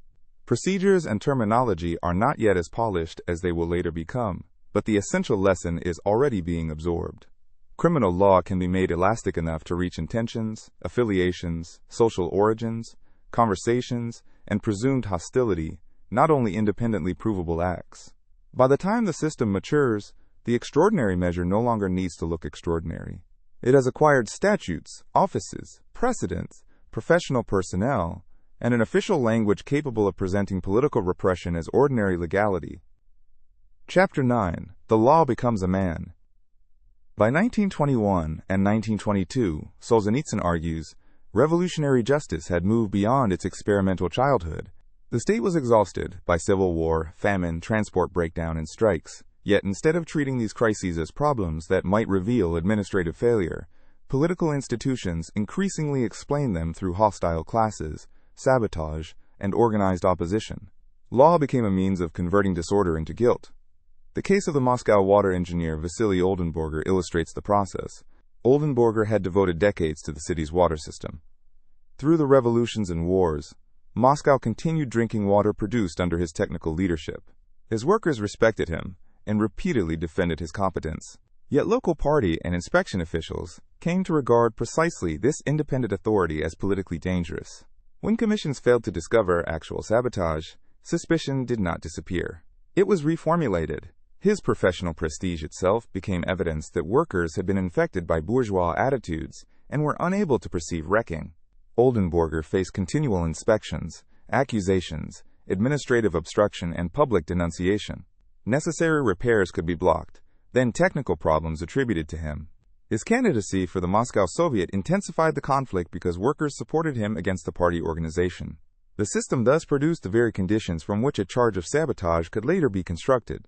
Solzhenitsyn uses the story to show how an engineer could become politically guilty, not because the water system failed, but because his success created a center of loyalty not controlled by the party. Under relentless pressure, Oldenburger eventually took his own life. The later trial of officials connected with the persecution exposed some abuses, but it did not challenge the political logic that had made them possible. The chapter then turns to the struggle with the Orthodox Church during the famine of 1921 and 1922. The famine created a genuine humanitarian emergency. Church authorities were willing to contribute valuables not essential to worship, but the government demanded compulsory seizure, including sacred objects. The conflict allowed the regime to portray resistance as a refusal to help starving people. Public campaigns accused church leaders of sacrificing famine victims to religious wealth. Solzhenitsyn distinguishes voluntary assistance from forced confiscation. In Petrograd, Metropolitan Veniamin and other clergy sought an arrangement under which the church itself could provide aid while protecting consecrated objects. What might have been a negotiated relief effort instead became a political confrontation. The decisive question put to churchmen was not simply whether the hungry should be fed, but whether ecclesiastical law or Soviet power had final authority. Religious resistance could therefore be treated as counter-revolution. Trials of clergy became demonstrations of the new hierarchy of values. Legal argument mattered less than the political message. Defenders could point to peaceful behavior, lack of violence, or willingness to assist famine relief. Yet the prosecution interpreted independent church authority as intolerable. Solzhenitsyn emphasizes the prophetic quality of warnings that martyrdom would strengthen rather than extinguish religious conviction. The state, however, was not seeking merely to resolve a dispute over valuables. It was testing whether any institution could retain moral jurisdiction outside itself. At the same time, the Bolsheviks prepared the new criminal code. Solzhenitsyn draws special attention to Lenin's direct intervention in the drafting process. The initial text contained several provisions authorizing execution. Lenin proposed expanding the number, including penalties for forms of propaganda and agitation that encouraged resistance to government obligations. The episode is important to Solzhenitsyn because it undermines the later narrative that mass coercion was a Stalinist corruption of an otherwise lawful Leninist beginning. The conceptual foundations of political punishment were deliberately constructed earlier. The 1922 trial of the socialist revolutionaries becomes another landmark. The SRs had been revolutionary opponents of Tsarism and had substantial support before Bolshevik power became exclusive. Now, their earlier political and military resistance was assembled into a case against the party as a criminal organization. Solzhenitsyn examines the prosecution's effort to connect demonstrations, civil war actions, contemplated violence, and the behavior of individuals into collective guilt. The Constituent Assembly forms part of the background. It had been elected through universal voting and then dispersed by Bolshevik force. Demonstrators who defended it were subsequently described as rebels against lawful Soviet authority. The logic is retrospective. Once Bolshevik power defines itself as legitimate, resistance to its seizure and consolidation of power becomes criminal by definition. The SR defendants still speak with a degree of independence that later show trial prisoners will lose. Some openly accuse the Bolsheviks of responsibility for violence and defend their right to political opposition. They have not yet learned the ritual of complete self-abasement. Solzhenitsyn treats this courtroom behavior as evidence of a disappearing human type. Political opponents who still believe that a trial might contain argument rather than merely confession. The resulting sentences are shaped not only by evidence but by political calculation. International socialist opinion, the presence of foreign observers, and the government's need to manage its image affect how far repression can proceed publicly. Death sentences can be imposed and suspended conditionally, leaving defendants alive but permanently hostage to the political behavior of their party. Law here becomes a method not simply of punishing past acts, but of controlling future politics. Solzhenitsyn then examines Boris Savinkov, the famous revolutionary terrorist and anti-Bolshevik opponent. Savinkov's return to the Soviet Union, arrest, public recantation, relatively restrained sentence, and later death in the Lubyanka form a sequence surrounded by uncertainty. Officially, he recognized the strength of Soviet power and abandoned his former struggle. Later, he supposedly killed himself by jumping from a window. Solzhenitsyn treats the case as one of the many episodes in which the surviving documentary story fits political needs so neatly that certainty becomes difficult. The broader transformation is clear. By the early 1920s, revolutionary justice has acquired stable purposes. It criminalizes competing political organization, subjects religious institutions to state supremacy, reinterprets technical or economic difficulty as sabotage, and builds a criminal code flexible enough to punish speech and political resistance. The law no longer improvises merely because civil war requires emergency measures. Emergency assumptions are becoming permanent institutions. Solzhenitsyn also emphasizes how language assists this process. Opposition is not described as disagreement, but as counter-revolution. Technical failure becomes wrecking. Independent political organization becomes conspiracy. Resistance to confiscation becomes hostility to famine relief. Once categories are defined in this way, the result of a trial appears almost predetermined before evidence is heard. This is what he means when he says the law has become a man. It has grown from revolutionary infancy into a system with doctrine, prosecutors, codes, exemplary cases, and habits of interpretation.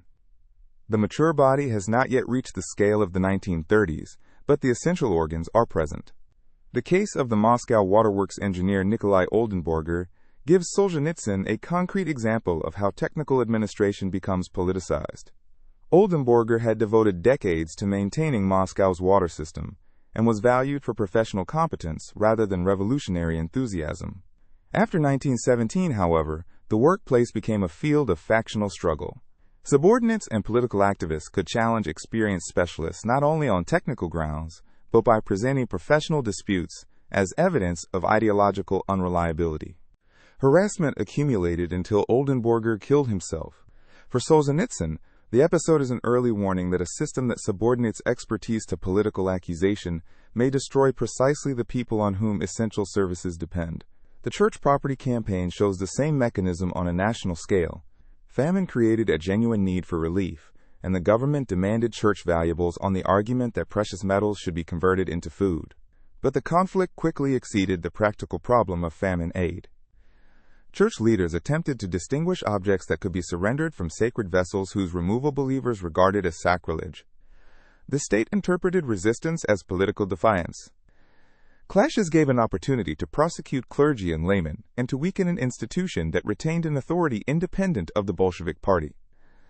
The prosecution of Metropolitan Veniamin in Petrograd becomes especially important because Solzhenitsyn presents him not as an armed conspirator, but as a religious leader, caught in a confrontation whose political outcome had already been defined.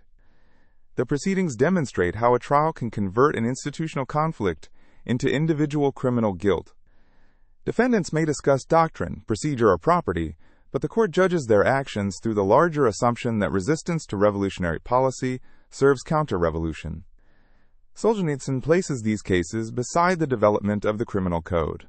The regime no longer relies solely on the improvisation of civil war.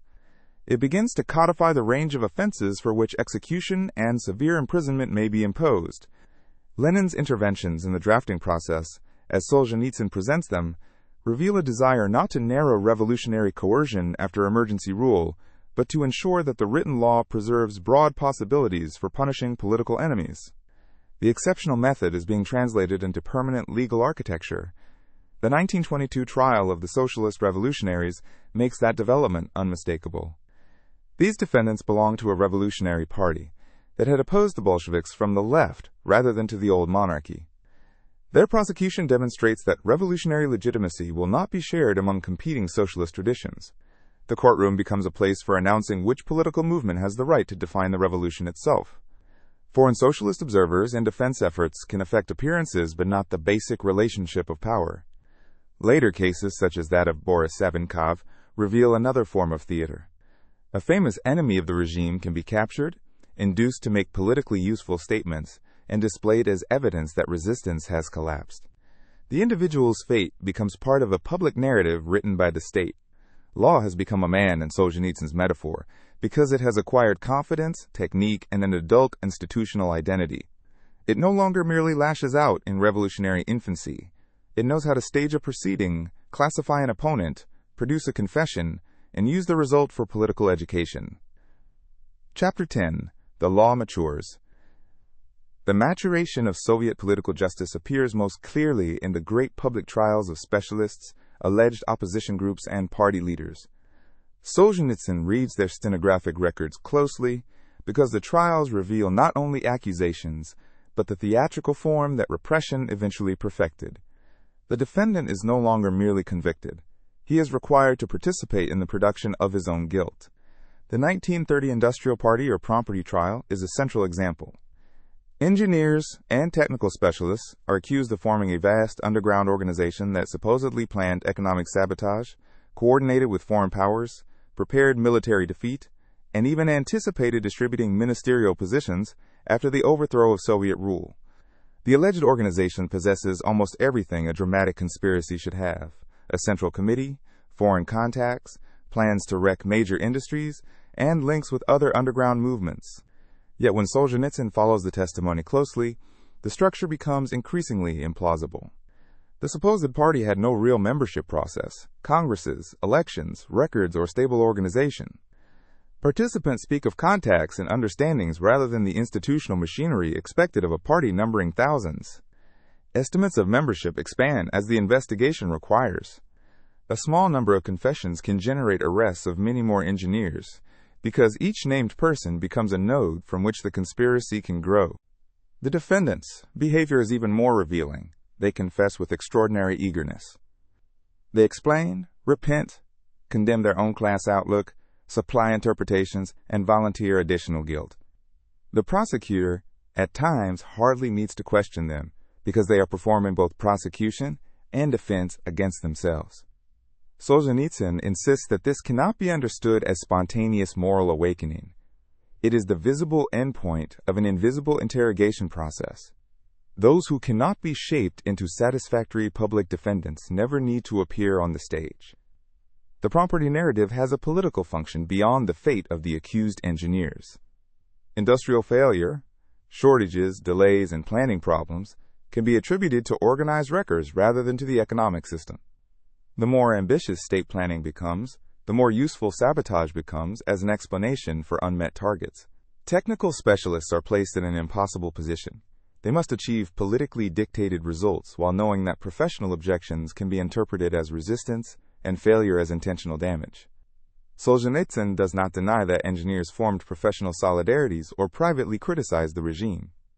On the contrary, he considers such informal mutual understanding natural among competent people forced to work under incompetent political supervision. The state, however, could not imagine independent professional cooperation except in the organizational forms it already knew: cells, committees, centers, directives, and conspiracies. Human relationships that operated through trust and professional judgment were translated into the vocabulary of underground political command. The Menshevik trial that followed repeated the method with less dramatic energy. Investigators needed to prove that Mensheviks had infiltrated important state institutions, yet genuine Menshevik organization inside those institutions was weak or non-existent.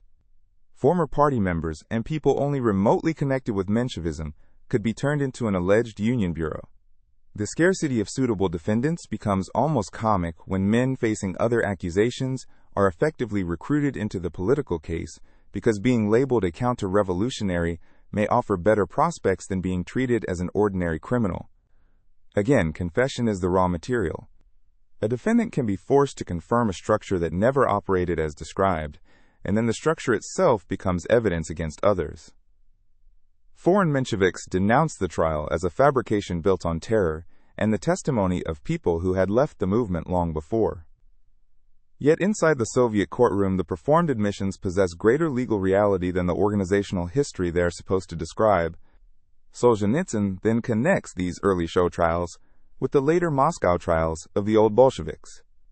Men who had helped create the revolutionary system now encounter the methods previously used against others. Zinoviev, Kamenev, Bukharin, Rykov, and other former leaders had participated in a political culture where opposition could be suppressed and confessions extracted. Many had accepted earlier persecutions with the assumption that the party remained fundamentally just. When the machinery turns toward them, their previous habits of ideological submission become part of the mechanism of their destruction. He is especially interested in Bukharin's path. Bukharin had once dismissed the arrest of other former leaders with the familiar assumption that there must be something behind the charges. He had also repeatedly renounced or modified political positions to remain within the party. Solzhenitsyn interprets these earlier acts of submission as rehearsals for the later trial. A political culture that makes membership and ideological conformity supreme trains people to confess internal wrongness long before the interrogator asks for a criminal confession. The chapter does not treat every defendant as equally innocent or heroic. Some had themselves exercised power ruthlessly. Some had supported repression of earlier opponents. Some behaved opportunistically. Solzhenitsyn's point is that participation in repression does not protect anyone once legal truth has been detached from factual truth. The machine can manufacture guilt for its former operators just as efficiently as for its earlier victims. The maturation of the law is not confined to spectacular Moscow trials. Solzhenitsyn turns to the provincial district of Katy to show how the same logic penetrates ordinary administration. Local officials encounter an agricultural economy strained by unrealistic grain procurement demands and contradictory directives. Some attempt to solve practical problems rather than simply reproduce orders from above. That effort itself makes them vulnerable. Fyodor Smirnov, a district party secretary, and colleagues such as Stavrov try to defend local peasants from demands that they believe will reduce the district below a viable level. Asking for a reduction in the grain procurement plan can be interpreted not as responsible administration, but as resistance to the plan. Once one person is accused of Trotskyism, right deviation, or wrecking, ordinary professional relationships can be reclassified as an underground organization. The story of Vlasov, head of the district consumer cooperative, makes the process concrete. Local shortages are intensified by rules that restrict how flour can be sold and bread baked. Vlasov finds a practical solution by arranging for collective farms to use existing ovens as public bakeries, allowing the district to continue feeding people without waiting for capital construction. Instead of being rewarded simply for competence, he becomes dangerous because practical initiative exposes the irrationality of higher directives. The local security apparatus also attempts petty extortion, seeking materials from the cooperative without proper payment. Vlasov refuses. Soon, political pressure closes around him. He is expected to denounce other officials as wreckers, and failure to cooperate makes him part of the suspected network. At a party meeting, he resists the script, and arrest follows. Solzhenitsyn uses the episode to show how ideological accusation and ordinary institutional greed reinforce one another. When the Katy case reaches open court, something unusual happens. Local people can hear questions touching their actual lives, including breadlines and economic policy. The accused Smirnov explains that he had tried to report local conditions directly to Stalin after provincial authorities failed to respond. The testimony threatens to turn the trial from a story of local wreckers into a story of systemic failure. Yet the framework of the case has already been established. Several defendants received death sentences and others long terms, while the verdict generates still more alleged organizations. For Solzhenitsyn, the provincial story is as important as the famous Moscow trials, because it demonstrates scalability. The mature legal system no longer needs one central conspiracy. Any locality can reproduce the pattern. A plan fails. A person objects. An accusation identifies wrecking. Interrogation creates connections. A trial confirms them. The resulting verdict becomes evidence of further enemies. The machine feeds itself. The legal system is thus mature when political necessity, investigative method, prosecutorial narrative, confession, and judgment all support one another. Facts that contradict the theory are not strong enough to dissolve it, because the theory determines which facts count. The resulting court may preserve robes, formal questions, prosecutors, and verdicts, but its function has shifted from deciding guilt to certifying a political explanation already chosen. Solzhenitsyn closes with the observation that open trials were ultimately too cumbersome for the scale of the Great Terror. They required halls, spectators, transcripts, and at least the appearance of procedure. The NKVD could never have completed its assignments if every prisoner received such attention. The fully mature system therefore combines spectacular public trials for political education with silent administrative processing for the millions who need no audience at all. The great economic show trials of the next period display that maturity on a much larger scale. The Industrial Party, or Prom Party, is presented to the public as a clandestine organization of engineers and specialists who deliberately sabotaged Soviet industrialization in coordination with foreign enemies. Solzhenitsyn emphasizes the implausible architecture of the accusation. Technical failures, planning mistakes, shortages, and disagreements over investment can all be reinterpreted as deliberate wrecking once the prosecution assumes that an organized conspiracy exists. Because industrial systems are complex and targets are often unrealistic, there is always enough failure to supply raw material for a political narrative. Confession solves the evidentiary problem. Once specialists publicly admit that mistaken technical decisions were intentional acts of sabotage, ordinary citizens cannot easily evaluate the underlying engineering questions. A planned turbine that fails, a mine that misses output, or a factory built in the wrong sequence becomes understandable as treason, rather than as the normal mixture of bad planning, scarcity, incompetence, and uncertainty. The show trial transforms economic complexity into moral clarity. The Menshevik Union Bureau case follows a similar pattern. A political organization can be constructed from relationships among people who share backgrounds, professional contacts, or historical affiliations. Investigators connect defendants into a structure, assign positions and purposes, and then use mutually reinforcing confessions to make the imagined organization appear objective. Solzhenitsyn is interested less in proving that every defendant was politically innocent in every private thought than in showing how the machinery converts thought and association into a fabricated operational conspiracy. The later Moscow trials bring the method back into the ruling party itself. Old Bolsheviks who had participated in the revolution are accused of vast conspiracies, terrorism, espionage, and collaboration with foreign powers. The ideological history of factional conflict supplies names and motives. Interrogation supplies confessions. The court supplies the official conclusion. Bukharin and other famous defendants demonstrate that revolutionary pedigree offers no permanent immunity.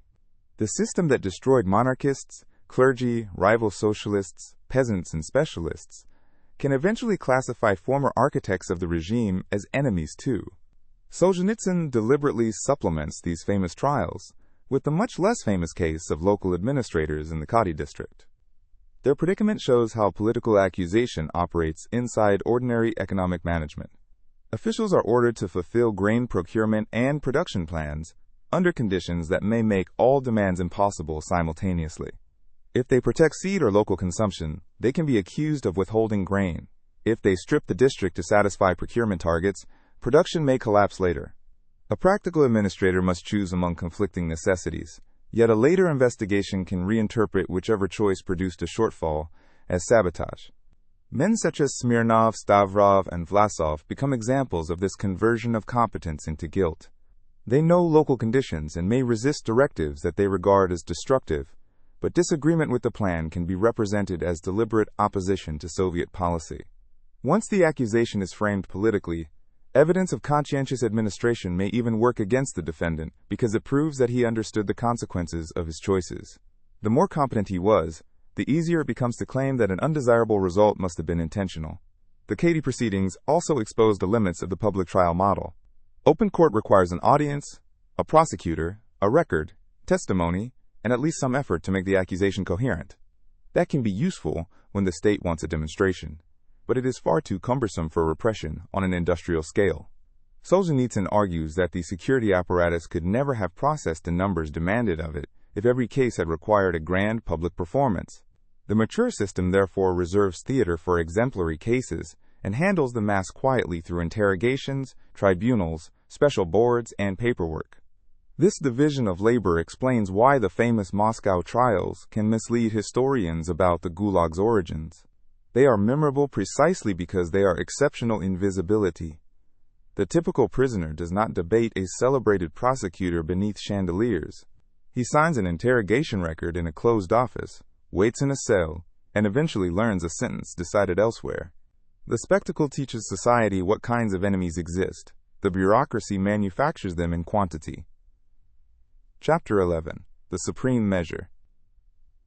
Solzhenitsyn turns from the machinery of conviction to its most absolute result, execution, officially called the supreme measure of punishment. He begins by placing Soviet practice inside a longer Russian history. Imperial Russia had known severe punishments and periods of extensive use of the death penalty, but it had also experienced long intervals in which executions were rare or formally restricted. Empress Elizabeth reportedly carried out no executions during her reign. Later rulers reintroduced capital punishment selectively, especially for political rebellion or wartime offenses. Solzhenitsyn uses this history not to idealize the old regime, but to challenge the assumption that revolutionary Russia inherited an uninterrupted national tradition of mass execution. The Bolshevik relationship with capital punishment is marked by repeated abolition and restoration. Decrees can proclaim an end to execution, while security organs continue killings, or while the penalty returns as soon as political circumstances change. Solzhenitsyn is especially interested in the gap between legal announcements and actual state practice. An abolition can serve as a political gesture without changing the underlying willingness to destroy enemies.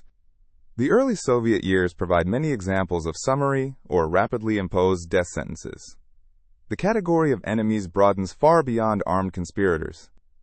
Peasants, workers, technical people, political opponents, and ordinary citizens can face death when economic or political conduct is interpreted as sabotage, resistance, or counter-revolution. The later Great Terror extends this logic industrially. Execution becomes one possible output of the same machinery that produces camp terms. Solzhenitsyn emphasizes that condemned prisoners are not necessarily spectacular figures. The imagination prefers to picture death row as populated by assassins, major conspirators, or famous political leaders. In reality, ordinary people can arrive there through accusations that appear almost trivial when separated from ideological interpretation. An administrative failure, professional recommendation, association, or invented organizational role may be enough. The case of the scientist Konstantin Strakovich illustrates the arbitrariness. He is initially part of a group destined for execution, but the authorities decide that they need a larger conspiracy and keep him alive for further interrogation. He is asked to become the center of a new underground organization and, exhausted by absurdity, even suggests an imaginary ministerial role simply to complete the story. His survival does not result from proof of innocence. It results from the investigative apparatus finding him temporarily more useful alive than dead. Death cells introduce a different psychology from interrogation. At first, the condemned person may expect execution at any moment. Every sound in the corridor becomes significant. Yet when waiting lasts weeks or months, fear itself changes form. Hunger, illness, cold, overcrowding, and ordinary prison routine can become more immediate than death. Solzhenitsyn records cases in which prisoners under sentence of execution spend so long waiting that their main concern becomes obtaining food. The administration can treat condemned prisoners with a strange combination of finality and neglect. Medical treatment may be denied because a person is supposed to die anyway. Yet execution may be postponed so long that the prison must still feed and house him. Appeals travel through bureaucratic channels. A man can spend months awaiting death because a document was misdirected, or because higher authorities have not yet acted. Solzhenitsyn recounts the experience of prisoners in Ivanovo and other prisons where death row inmates are mixed among ordinary prisoners, thieves, people awaiting trial, and people whose death sentences have already been commuted. This mixture intensifies uncertainty.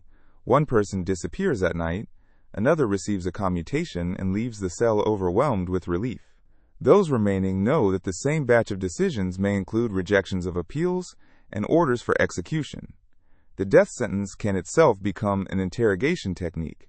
A prisoner who refuses to confess may be put through a staged judgment, placed among condemned men, and allowed to experience the expectation of execution.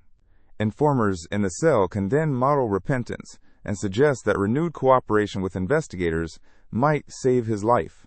The supreme measure thus becomes not merely a punishment, but an instrument for producing testimony. Solzhenitsyn asks why condemned people so rarely resist when guards come for them. The death penalty exerts what he calls a hypnotic effect. Long waiting, isolation, and the authority of routine wear down the capacity to act. Still, there are exceptions. Prisoners who fight, seize weapons, refuse to walk quietly, or determine that they will at least confront the executioner without submission. These rare cases expose how much the system depends on psychological preparation before the final physical act. One of the most memorable figures is Vlasov from the earlier Kadi case. Awaiting execution, he refuses to spend his last days silently preparing for death. He decides that, if taken to be shot, he will tell the executioner directly that the man who pulls the trigger bears responsibility. Judges, prosecutors, and orders may distribute guilt across institutions, but a killing still requires an individual willing to perform it. Vlasov's death sentence is eventually commuted to 20 years. He responds with bitter irony. He had been condemned for doubting socialism, yet the state itself apparently expects camps to remain necessary for another 2 decades. The 1947 abolition of capital punishment again appears as a moment of apparent mercy, but it replaces death in many cases with 25-year sentences, the so-called quarter. A term of that length can function as a living death for prisoners already weakened or middle-aged. Capital punishment later returns. Solzhenitsyn's point is that the deepest issue is not which formal maximum happens to appear in a decree. It is the existence of a system in which human life and decades of liberty can be assigned administratively according to political need. Solzhenitsyn's discussion of the death penalty is not limited to statutes, because the experience of awaiting execution becomes a punishment independent of whether the sentence is ultimately carried out. A condemned prisoner lives inside radical uncertainty. Sounds in the corridor acquire a new meaning. A door opening at night may announce death. Men try to infer their chances from rumors, the behavior of guards, changes in food, or the disappearance of cellmates. The body remains alive while the prison repeatedly rehearses the possibility that life will end without warning. This is why staged or provisional death sentences can be used as instruments of interrogation. A prisoner convinced that execution is imminent may accept almost any alternative, including signing a false deposition or implicating others. Even when a sentence is later commuted, the terror was not imaginary. The state has used the believable prospect of death to reorganize the prisoner's moral horizon. A term of years that would once have seemed catastrophic can appear merciful when offered after the firing squad. Solzhenitsyn also stresses the arbitrariness created by policy changes. One prisoner can be shot for conduct that, a few years later, brings a long camp term. Another can receive a formal death sentence only to have it converted after the law changes. The 1947 abolition of the death penalty, therefore, does not simply mark humanitarian progress in his account. The state substitutes 25-year terms that can amount to slow extinction through labor, disease, hunger, and age. The name of the punishment changes, while the power to consume a human life remains.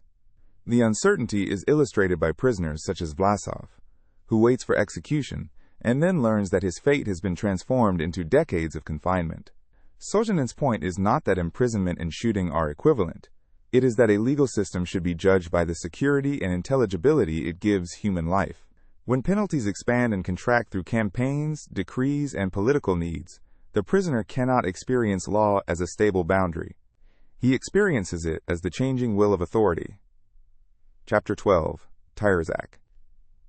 The final chapter of Part 1 compares the political prison under the late Empire with the Soviet political prison.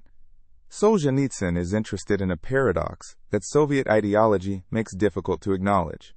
Revolutionaries had fought fiercely to improve prison conditions, and by the early 20th century, many political prisoners possessed rights and privileges that Soviet prisoners would later regard as fantastical. He begins with the old Russian vocabulary of prison and imagines the history of confinement as a horn. In the 19th century, the sharp end of Tsarist severity was gradually worn down through struggle. Political prisoners demanded recognition as a distinct category and fought over food, communication, books, exercise, visits, respectful forms of address, and the right to organize communal life. After 1917, however, the horn begins growing sharp again in the opposite direction. Solzhenitsyn examines the old Schlusselburg prison. Its earlier regime could be extremely harsh. Isolation, dark cells, limited ventilation, poor food, silence, numbered prisoners, and long restrictions on correspondence or intellectual activity. But over time, political pressure, public opinion, prison resistance, and changing norms softened conditions. Transparent windows, additional food, books, smoking, communication, and other concessions expanded. The important point is not that Tsarist prisons were humane.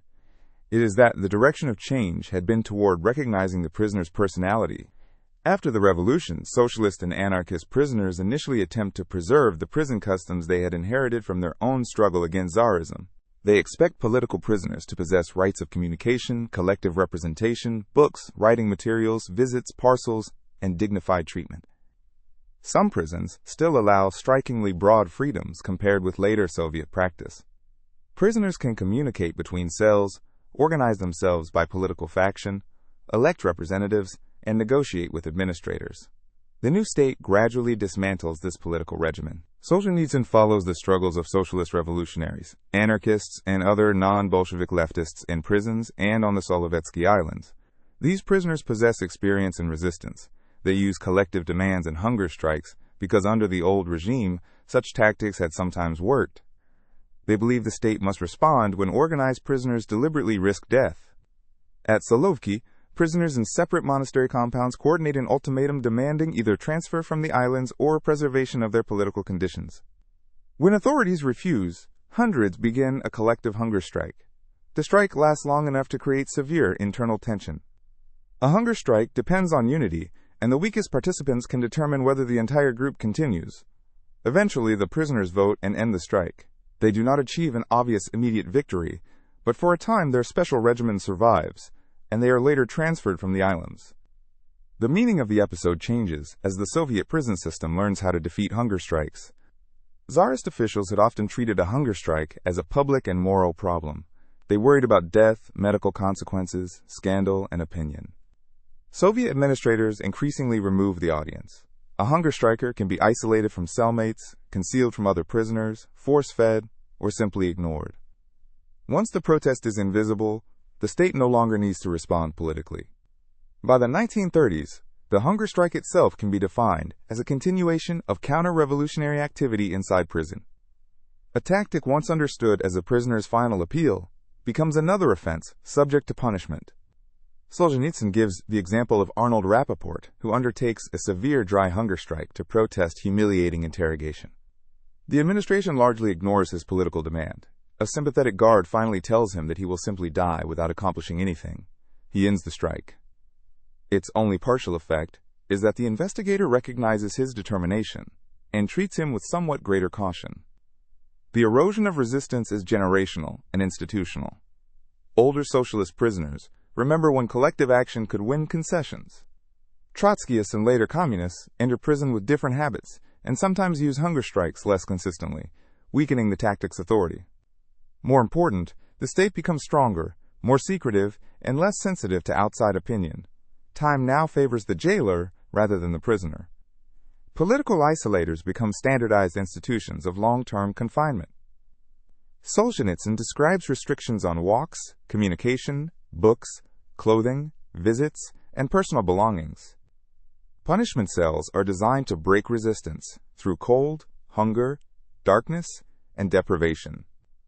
The rules can be manipulated so that even protest against an excessive punishment becomes grounds for extending it. The experience of the astronomer Nikolai Kozyrev shows both cruelty and the persistence of intellectual life. Punished in freezing conditions, he learns to survive with minimal movement and develops extraordinary sensitivity to small changes in the environment. Later, in prison, a scientific book appears almost miraculously, and he urgently absorbs material useful to his astronomical work before officials notice that a specialist has been given access to knowledge related to his profession and remove it. Even under severe confinement, thought tries to continue.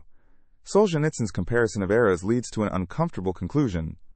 The revolutionaries who once demanded humane prison rights helped create a state that eventually denied such rights more completely than the regime they overthrew. Soviet political prisoners are no longer recognized as political opponents with convictions. They are treated as ordinary dangerous material to be isolated, disciplined, and transferred. The prison has ceased to be an arena in which political identity might confer solidarity or public leverage. Part 1 thus ends at the threshold of the camps themselves. Arrest, interrogation, sentencing, execution, and prison are not separate failures of the legal system. Together they form an industry that manufactures prisoners. Once a person has been processed, the next task is logistical. The archipelago must move its human cargo from the centers of arrest and judgment to the distant islands where forced labor awaits. The historical comparison in Tirzak deepens that argument. Solzhenitsyn recalls that political prisoners under the old regime, and even socialist prisoners during some of the early Soviet years, preserved collective traditions that later generations would scarcely believe possible. Political prisoners could demand books, correspondence, association with one another, recognize representatives, and limits on searches or punishments. They understood themselves as political adversaries of the government, rather than as atomized criminals who should accept whatever prison administration imposed. The destruction of those traditions is gradual. At Solovki and in other early prisons, socialists organize hunger strikes and collective protests to defend the special political regime they believe they are entitled to. At first, the authorities must negotiate, or at least respond, because the prisoners remain organized, and because revolutionary history still gives some of them prestige. Over time, the security apparatus learns a different lesson. Isolate organizers, separate political tendencies, transfer prisoners, ignore demands, use punishment cells, and prevent a coordinated strike from becoming a public political event. Hunger striking itself changes meaning. In the older political tradition, it is a collective weapon whose effectiveness depends on shame, publicity, and the possibility that authorities recognize the prisoner's political standing. In the mature system, a hunger strike can simply be classified as disobedience or counter-revolutionary conduct. A prisoner can be isolated or force-fed, while the outside world remains unaware that the protest exists. The weapon fails when there is no public before whom the jailer feels accountable. Solzhenitsyn's examples of punishment cells show the bodily consequences of this evolution.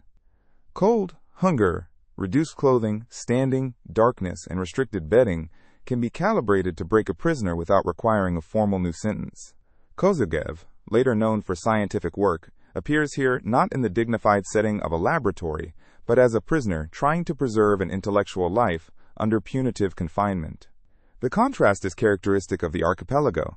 People whose abilities might have enriched the country are forced to spend those abilities on the problem of surviving the institutions built by their own state. Tirzak therefore completes Part 1's argument. The prison industry does not merely arrest opponents and place them behind walls. It learns how to remove their collective identity, their traditions of protest, and eventually even the language by which they might understand themselves as political prisoners. By the time Solzhenitsyn enters the system, the regime has accumulated decades of institutional memory about how to isolate human beings more effectively than the prisoners can accumulate memory about how earlier generations resisted. Part 2. Perpetual Motion. Chapter 1. The Ships of the Archipelago.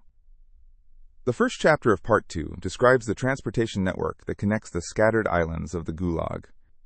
Camps may be thousands of kilometers apart, but prisoners must circulate continuously between prisons, transit points, labor sites, hospitals, exile destinations, and new assignments. The system therefore develops its own hidden transport infrastructure inside the ordinary railways and roads of the Soviet Union. The most characteristic railway vehicle is the prisoner car, commonly called a Stolypin car, a name inherited ironically from the imperial era. From the outside, it travels as part of an ordinary passenger train. Inside, barred compartments and a guarded corridor divide prisoners from normal travelers. The invisible geography of the archipelago thus moves through the visible country on the same tracks. Overcrowding immediately changes every bodily function. Compartments designed for far fewer people are packed with prisoners and their belongings. Space on upper shelves, lower benches, and floors becomes a scarce resource. People sleep twisted among strangers. The corridor window may be the only view of landscape, and even that is seen through multiple barriers. Prisoners often do not know where they are being taken. They try to infer direction from the sun, station names glimpsed through the grating, or comments from new arrivals. Water and toilet access become instruments of humiliation. Guards have to escort prisoners individually, and the convoy regards every trip as a security burden. The easiest administrative solution is to reduce how much prisoners drink. Salted fish can be distributed as food, even when water is scarce. Solzhenitsyn describes the resulting thirst as one of the defining torments of transport. When prisoners are finally allowed to drink, the limited supply and few communal mugs make distribution painfully slow. Toilet visits occur under surveillance and constant commands to hurry. The door may remain open. Guards decide whether a prisoner has spent enough time.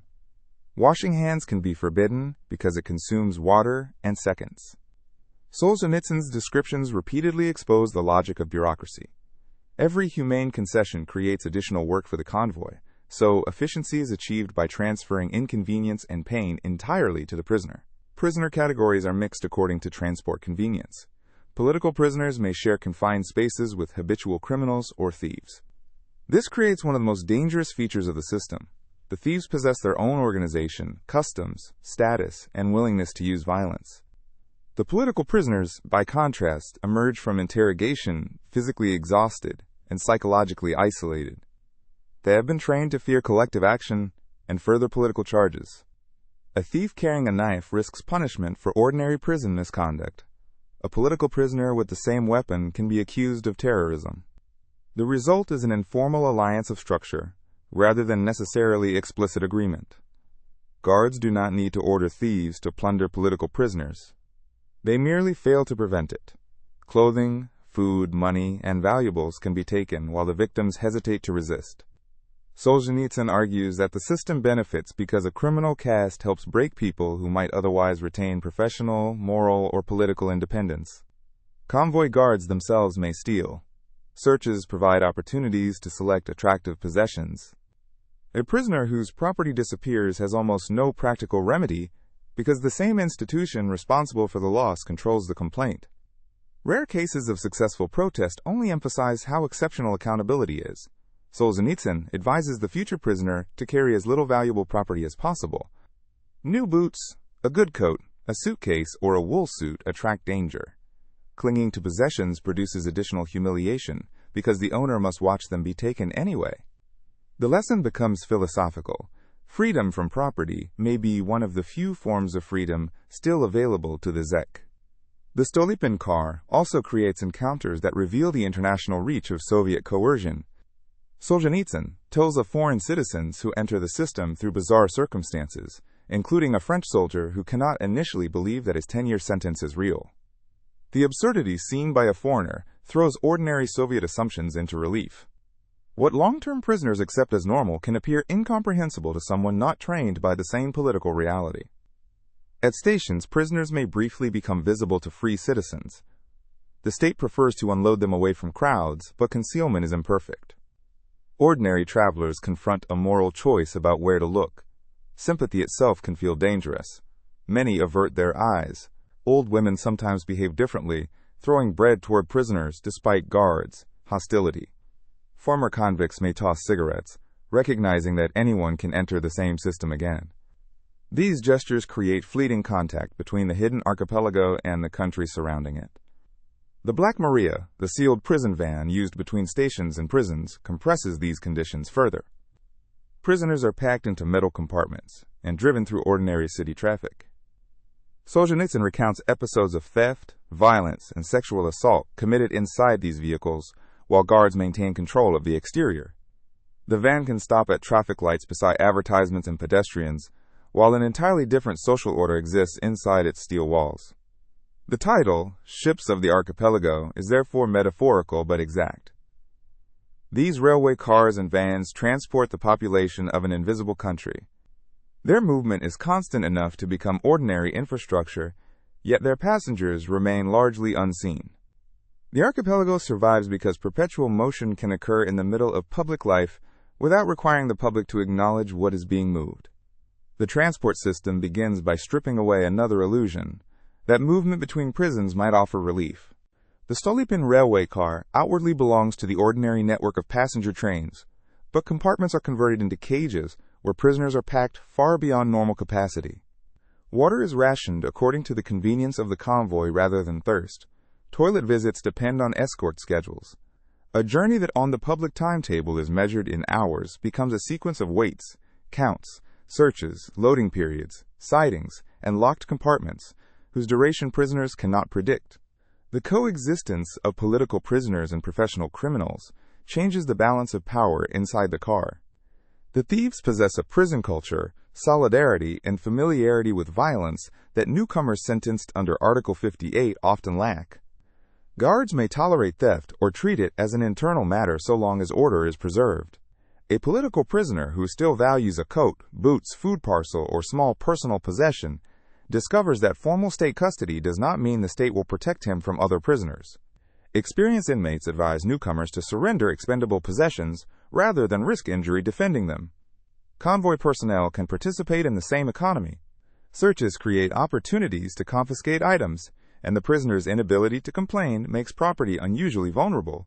Solzhenitsyn repeatedly notices how a political system organized around grand ideological claims produces petty forms of predation at its lowest levels. A watch, belt, food parcel, or good pair of boots matters enormously to the individual prisoner, even if it disappears without significance in official records. Yet these trains pass directly through ordinary Soviet life. At stations, free passengers may glimpse barred windows or guarded transfers. Black Mariahs cross city streets among buses and pedestrians. The archipelago is hidden not because it occupies another planet, but because its channels are normalized and screened. People see fragments without being able, or willing, to assemble them into a picture of the whole system. The prisoner looks outward at a platform full of citizens and understands how narrow the physical distance is between the two worlds, while the institutional distance is almost absolute. Chapter 2. The Ports of the Archipelago. The transport routes of the Gulag require ports, transit prisons where prisoners wait between one stage of movement and the next. Solzhenitsyn has the reader to imagine a map of the Soviet Union marked at provincial capitals, railway junctions, river crossings, and points where one form of transport gives way to another. The resulting network is the geography of the archipelago. A long-term prisoner may pass through many such ports, and eventually remember the country through prisons rather than through streets, landscapes, or monuments. Transit prisons are difficult to distinguish in memory because their miseries repeat. Overcrowded cells, filthy toilets, mold, dampness, searches, baths, lice, bad bread, thin gruel, and endless roll calls recur from one region to another. Yet each prison also develops its own reputation. Prisoners exchange this knowledge as travelers might exchange reports about hotels or railway stations, except that the relevant questions concern brutality, thieves, water, food, searches, and the likelihood of surviving the wait. At moments of mass arrest, ordinary prison capacity becomes meaningless. Facilities designed for a few thousand people may contain several times that number. Cells become so crowded that prisoners sleep under bunks, in aisles, or pressed against one another. Disease spreads easily. In some places, corpses remain temporarily among the living because removing them would cost a ration or require administrative action. Prisoners may be moved repeatedly from cell to cell, not because the move serves them, but because the bureaucracy is constantly reorganizing a population too large for its buildings. Coalesce, one of the major gateways to the northern camp systems, appears as an especially stark example. At times, tens of thousands pass through a crude compound of fenced cages, wooden barracks, tents, and open ground. The place is already so deep inside the archipelago that there is little need to preserve appearances. Endless counts and searches keep people moving, even when there is nowhere meaningful to go. The prisoner often approaches a transit prison with hope. After days crushed in a railway compartment, he imagines being able to stretch, drink water freely, use the toilet without a guard shouting at him, eat hot food, bathe, and perhaps sleep horizontally. Arrival quickly destroys the fantasy. The bath may have no hot water, or may become another occasion for humiliation. Clothing can be scorched, lost, exchanged, or stolen. Hair may be shaved unexpectedly. Naked prisoners can be handled by staff with no regard for privacy. The transit prison does not interrupt the degradation of transport. It reorganizes it. A major danger comes from trustees, prisoners assigned administrative functions. They may control searches, storage, work assignments, food, or movement inside the prison. New arrivals, still unfamiliar with camp customs, can mistake them for legitimate custodians and hand over money or possessions that disappear immediately. Complaints lead nowhere because the victim often cannot even identify the person who took the property. Thieves exercise still greater influence. In some prisons, they dominate cells and cooperate informally with trustees or guards. A newly convicted political prisoner arrives psychologically shattered and still attached to the norms of ordinary property. He can therefore be stripped almost systematically. The repeated message is that he must give everything up. Solzhenitsyn treats this as part of the transition from citizen to camp inmate. The archipelago teaches survival by destroying assumptions that ownership or official rules will protect the owner. Yet the transit prison is also a communications hub. Here prisoners from different regions meet and exchange information. A man may write the first letter home permitted after months of interrogation, informing his family that he is alive and perhaps indicating the direction in which he is being transported. The letter may be written on scraps with borrowed pencil because materials are scarce. A few lines can reveal to relatives that the person who left home has been profoundly changed. Solzhenitsyn recounts the image of a woman standing on a hill overlooking a prison yard, trying to identify her husband among hundreds of nearly indistinguishable prisoners. She has apparently been denied a visit and seeks only a glimpse. The prisoners below all notice her. The scene captures the emotional geography of the transit prison. Families may be physically close to prisoners, yet separated by walls, rules, secrecy, and the state's refusal to recognize ordinary human ties. Transit points also reveal the absurd mobility of the system. Prisoners can be transported east, then west again because camp labor requirements change. Women may be sent across Siberia and later return through the same prisons when administrative priorities shift.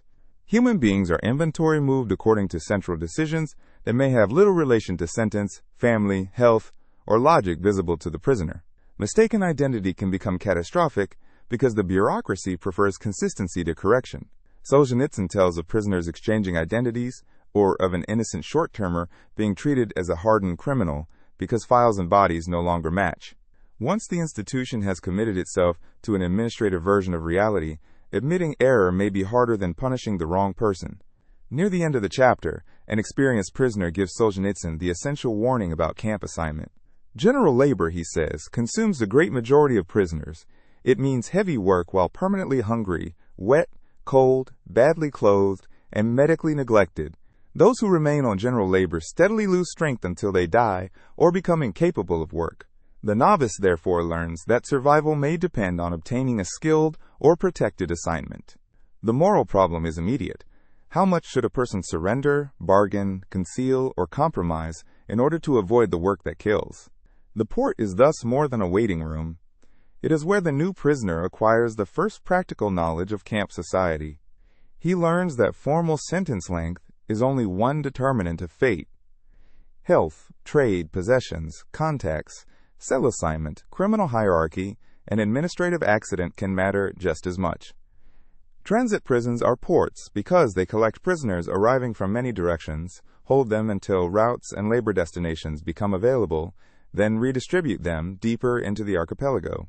Their temporary character often makes them worse rather than better than permanent prisons. Nobody knows how long a prisoner will remain. Cells can be filled far beyond design capacity, because tomorrow's convoy may remove some bodies, and tonight's convoy will deliver more. Administrative planning treats congestion as a logistical inconvenience. The prisoner experiences it as lack of air, sleep, sanitation, and space to sit. Coalesce exemplifies the crude infrastructure created, where mass transport meets remote labor development. A transit point can grow rapidly because geography makes it useful, not because humane accommodation exists. Prisoners are washed, searched, counted, reclassified, robbed, exchanged between escorts, and directed onward. Baths that should restore cleanliness can become another stage of confusion, because possessions are separated from bodies, and thieves or trustees know how to exploit the disorder. Solzhenitsyn pays attention to the fragile possibility of contact with the free world. A letter, a glimpse through a barrier, or the sight of a woman standing on a hill beyond a prison zone can acquire extraordinary emotional weight. Such moments remind prisoners that ordinary life continues nearby without them. They also reveal how thoroughly the state controls communication. A person may be physically close to a town or railway station while being functionally farther from his family than if he were on another continent. The transit network also creates bureaucratic absurdities. Names, case files, destination orders, professions, and sentences must remain attached to the correct body across repeated transfers. Errors inevitably occur. A mistaken identity can redirect a prisoner, while an experienced inmate may exploit confusion to escape an especially deadly destination. Solzhenitsyn treats these episodes with dark humor, but the humor rests on something serious. In a system that reduces people to files and convoy lists, clerical accuracy can determine survival. Chapter 3. The Slave Caravans. For very large prisoner movements, the ordinary Stolypin car is too inefficient. The Gulag therefore uses entire trains of freight, or cattle cars, the slave caravans of Solzhenitsyn's title. These trains can move thousands of people directly toward remote construction sites, forests, mines, or northern ports without burdening ordinary transit facilities. Preparing a freight car for human prisoners does not mean making it comfortable. The essential modifications serve security. Walls and floors are inspected for escape routes, windows barred, drainage holes protected, sentry platforms constructed, and searchlights arranged. A passenger or heated car is provided for convoy personnel. The prisoners' cars may remain filthy from previous cargo, inadequately heated, or without proper bunks. The system devotes engineering attention primarily to ensuring that its cargo cannot escape. Loading itself can take an entire day.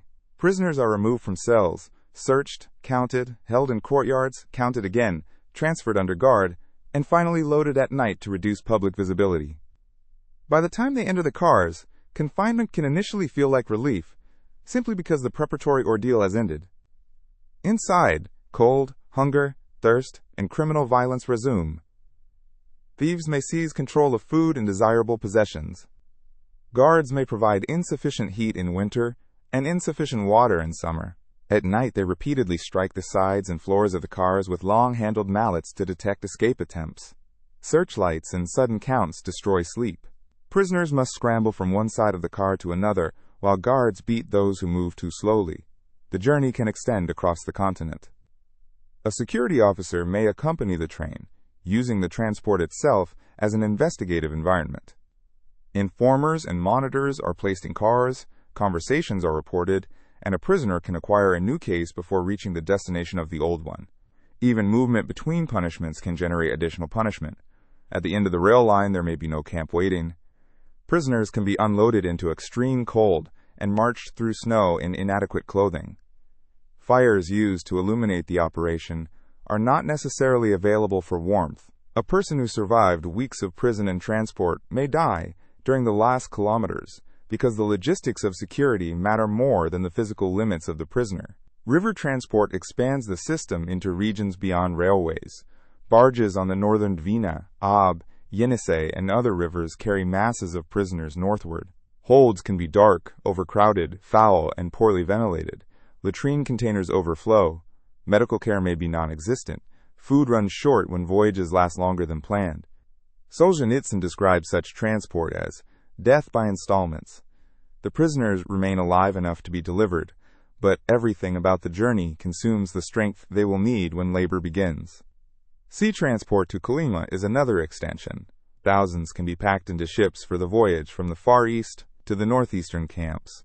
The prisoners remain hidden below decks, while the vessel moves through waters traversed by ordinary commerce. As throughout the archipelago, concealment and mass logistics coexist. Where no rail or navigable river exists, prisoners march. Solzhenitsyn describes foot columns covering hundreds of kilometers in the north. Supplies are calculated according to an ideal timetable, so delays mean reduced rations rather than additional provisions. Prisoners who fall behind create a problem for convoy efficiency. The brutal solution follows naturally from the logic of the system. The column cannot stop for each collapsing person. The chapter's recurring point is that none of this is improvised chaos. Methods are refined because the state has repeatedly needed to move huge captive populations. The freight cars, barges, convoy regulations, armed platforms, searches, counts, and marching procedures constitute a mature transportation industry. The same infrastructure that builds the Soviet economy also carries its coerced labor force toward places where that economy requires bodies. Once the prisoner leaves the port, the convoy may take forms even harsher than the Stolypin car.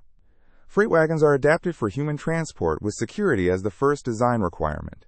The state calculates guards, locks, barred openings, counts, and escape prevention before comfort. Heating, water, toilets, ventilation, and sleeping space come afterward. A wagon can therefore be operationally successful while remaining physically degrading for everyone inside it. The same principle governs river and sea transport.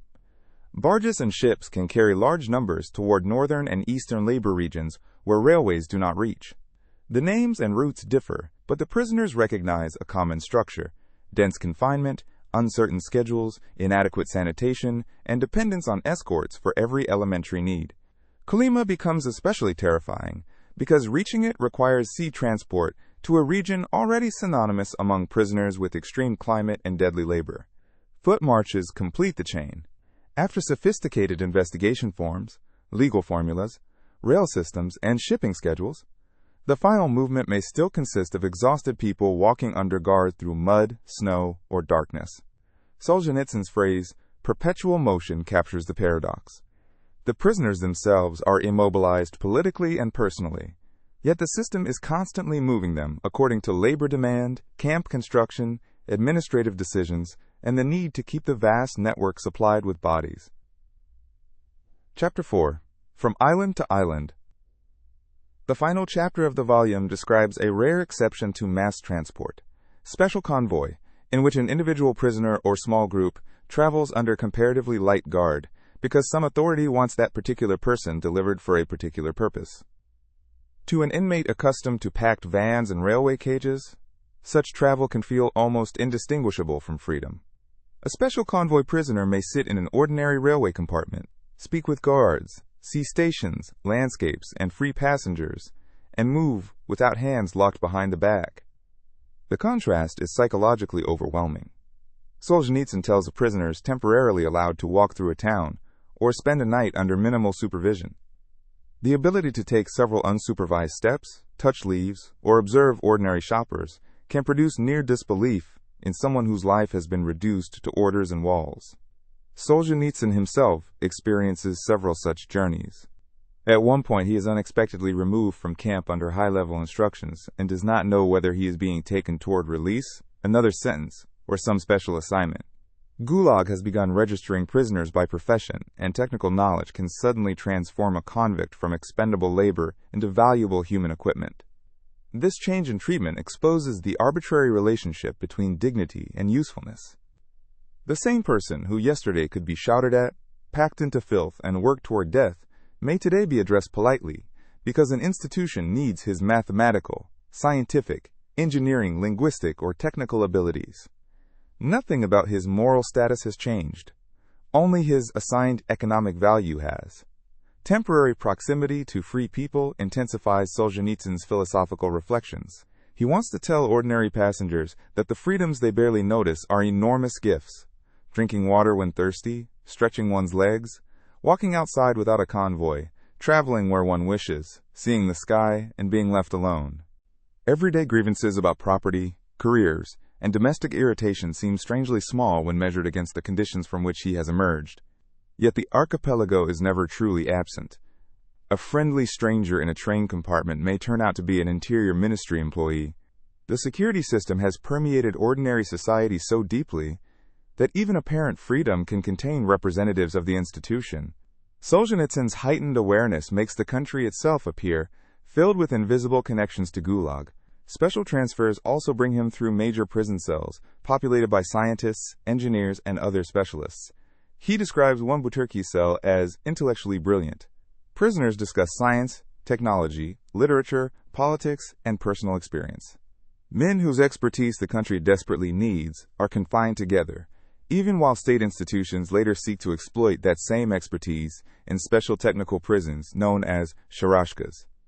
Among these prisoners are scientists caught by the political changes of the war's end. Some had worked abroad or in German-controlled territory and expected that their technical value or patriotic intentions would protect them when Soviet forces arrived. Instead, they were arrested, accused of treason, and then selectively reused. Again, the state first criminalizes independence and then attempts to recover the skills of the people it has criminalized. The prison communication network operates with remarkable efficiency despite official isolation. A prisoner arriving from another camp carries news. Within days, information about the location of a scientist, a transfer, a sentence, or a mutual acquaintance can travel through cells and baths across great distances. The state controls letters and movement, yet prisoners reconstruct a social map through oral exchange. The archipelago becomes a society with its own channels of information. Solzhenitsyn finds that in any sufficiently large political cell, he is likely to discover mutual acquaintances. Repression has concentrated particular layers of Soviet society, engineers, officers, intellectuals, national activists, religious people, former prisoners of war, so densely that the supposedly isolated islands are socially connected. The prison population is not a collection of exceptional deviants. It is a cross-section of the country selected by successive political campaigns. The volume ends before Solzhenitsyn reaches the full description of camp labor. Its final movement is therefore transitional. The reader has followed the prisoner from arrest through interrogation, sentencing, prison, transport, transit prison, freight train, barge, march, and special transfer. What began as a knock on one apartment door has become a continental system of circulation. The larger image of the archipelago is now complete enough to understand its scale. It does not exist outside Soviet society. Its prisons occupy city centers. Its vans move through normal traffic. Its railway cars attach to passenger trains. Its transit prisons stand beside ordinary towns. Its labor requirements shape arrests and assignments. Its security officers, judges, guards, trustees, informers, and technical specialists come from the same population as its prisoners. Solzhenitsyn's essential achievement in this first volume is therefore to make the hidden system visible as a connected institution, rather than a collection of individual abuses. The archipelago begins wherever the state can arrest without accountability, manufacture a case, sentence without genuine judgment, conceal punishment from the public, and move the resulting prisoner toward a destination chosen for political or economic reasons. Once those functions are integrated, repression becomes not an emergency act, but an industry capable of reproducing itself. The special convoy reveals that even within this machinery, a prisoner's value can change abruptly. A scientist, engineer, or specialist needed for a technical project may be separated from a general convoy and transported under markedly better conditions. The state that has classified him as dangerous can simultaneously decide that his professional knowledge is valuable. Guilt and usefulness therefore coexist without contradiction. The prisoner's legal status remains degraded, while his economic or technical status temporarily improves. For Solzhenitsyn, the relative comfort of such a transfer produces a strange philosophical effect. A seat, tolerable food, a less crowded compartment, or the ability to look through a window can feel like liberation after ordinary convoy conditions.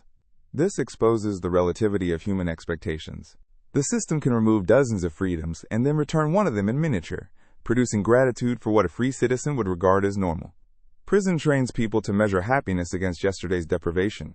Cells holding technical specialists also become nodes of information. Scientists and engineers bring news from different institutions, camps, arrests, and regions. Because prisoners are continually moved, the archipelago develops an unofficial information network parallel to the official transport network. A man transferred for secret work can carry stories about a camp thousands of kilometers away. Another has heard what happened to a famous scientist or a former official.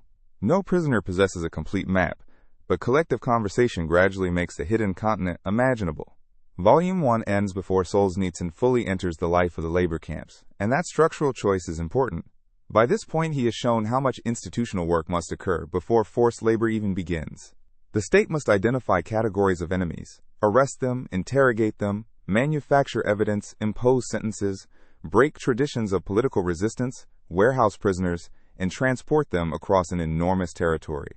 The camp is only one island in a system whose roads, ports, courts, offices, prisons, and convoy units are already functioning as an integrated whole. The contrast between special transfer and ordinary transport also exposes a recurring feature of the Soviet penal economy. Expertise is scarce enough that ideology cannot completely erase professional distinctions. The same state that has spent years warning about engineers, professors, military specialists, and technical intelligentsia as politically unreliable repeatedly needs their knowledge. Prison administration, therefore, develops ways of extracting professional usefulness from people who have been deprived of ordinary civil standing. A prisoner may be trusted with equations, designs, laboratory equipment, or classified technical problems while remaining untrusted with the right to choose where he lives or whether he is free. Solzhenitsyn is attentive to the psychological temptation this creates. Improved conditions can make a specialist feel chosen or rescued, encouraging him to compare himself with prisoners still traveling toward logging camps, mines, or construction sites. Yet the privilege is conditional. It exists because an institution currently needs his skill. Once that need disappears, his legal sentence remains. The arrangement does not restore rights. It converts talent into another resource administered by the state. This is one reason the archipelago cannot be understood only as a place on a map. Its islands are connected by decisions about what kinds of labor are needed and where. A prisoner's destination may depend on health, profession, sentence category, security classification, the capacity of a transit prison, the season of navigation, or an urgent request from an industrial project. Human beings flow through the network according to administrative demands, in much the same way that equipment and raw materials move through a planned economy. The apparent invisibility of that network becomes one of the volume's most unsettling conclusions. Millions of free citizens can continue working, traveling, celebrating holidays, and reading newspapers, while prisoners move through stations, city prisons, sidings, docks, and roads that belong to the same national space. Some citizens know a relative who has disappeared, others glimpse a convoy, still others work in institutions that touch one fragment of the penal system without seeing the whole. Secrecy is therefore reinforced by fragmentation. Each person sees only a local piece, while official language supplies reassuring categories such as criminal, traitor, saboteur, or socially dangerous element. Solzhenitsyn's project is to reverse that fragmentation. Individual memories that might appear anecdotal when isolated become evidence of a system when placed side by side. The arrest in one city, the interrogation method in another, the OSO sentence, the transit prison, the railway cage, the barge, and the distant camp are not unrelated abuses. They are sequential stages. By ending this volume during the movement from island to island, he has completed the route from the private shock of arrest to the realization that the prisoner has entered a continent-sized institution. The reader is now prepared to see the camps themselves not as accidental excesses at the edge of Soviet life, but as destinations produced by the legal and logistical machinery already described.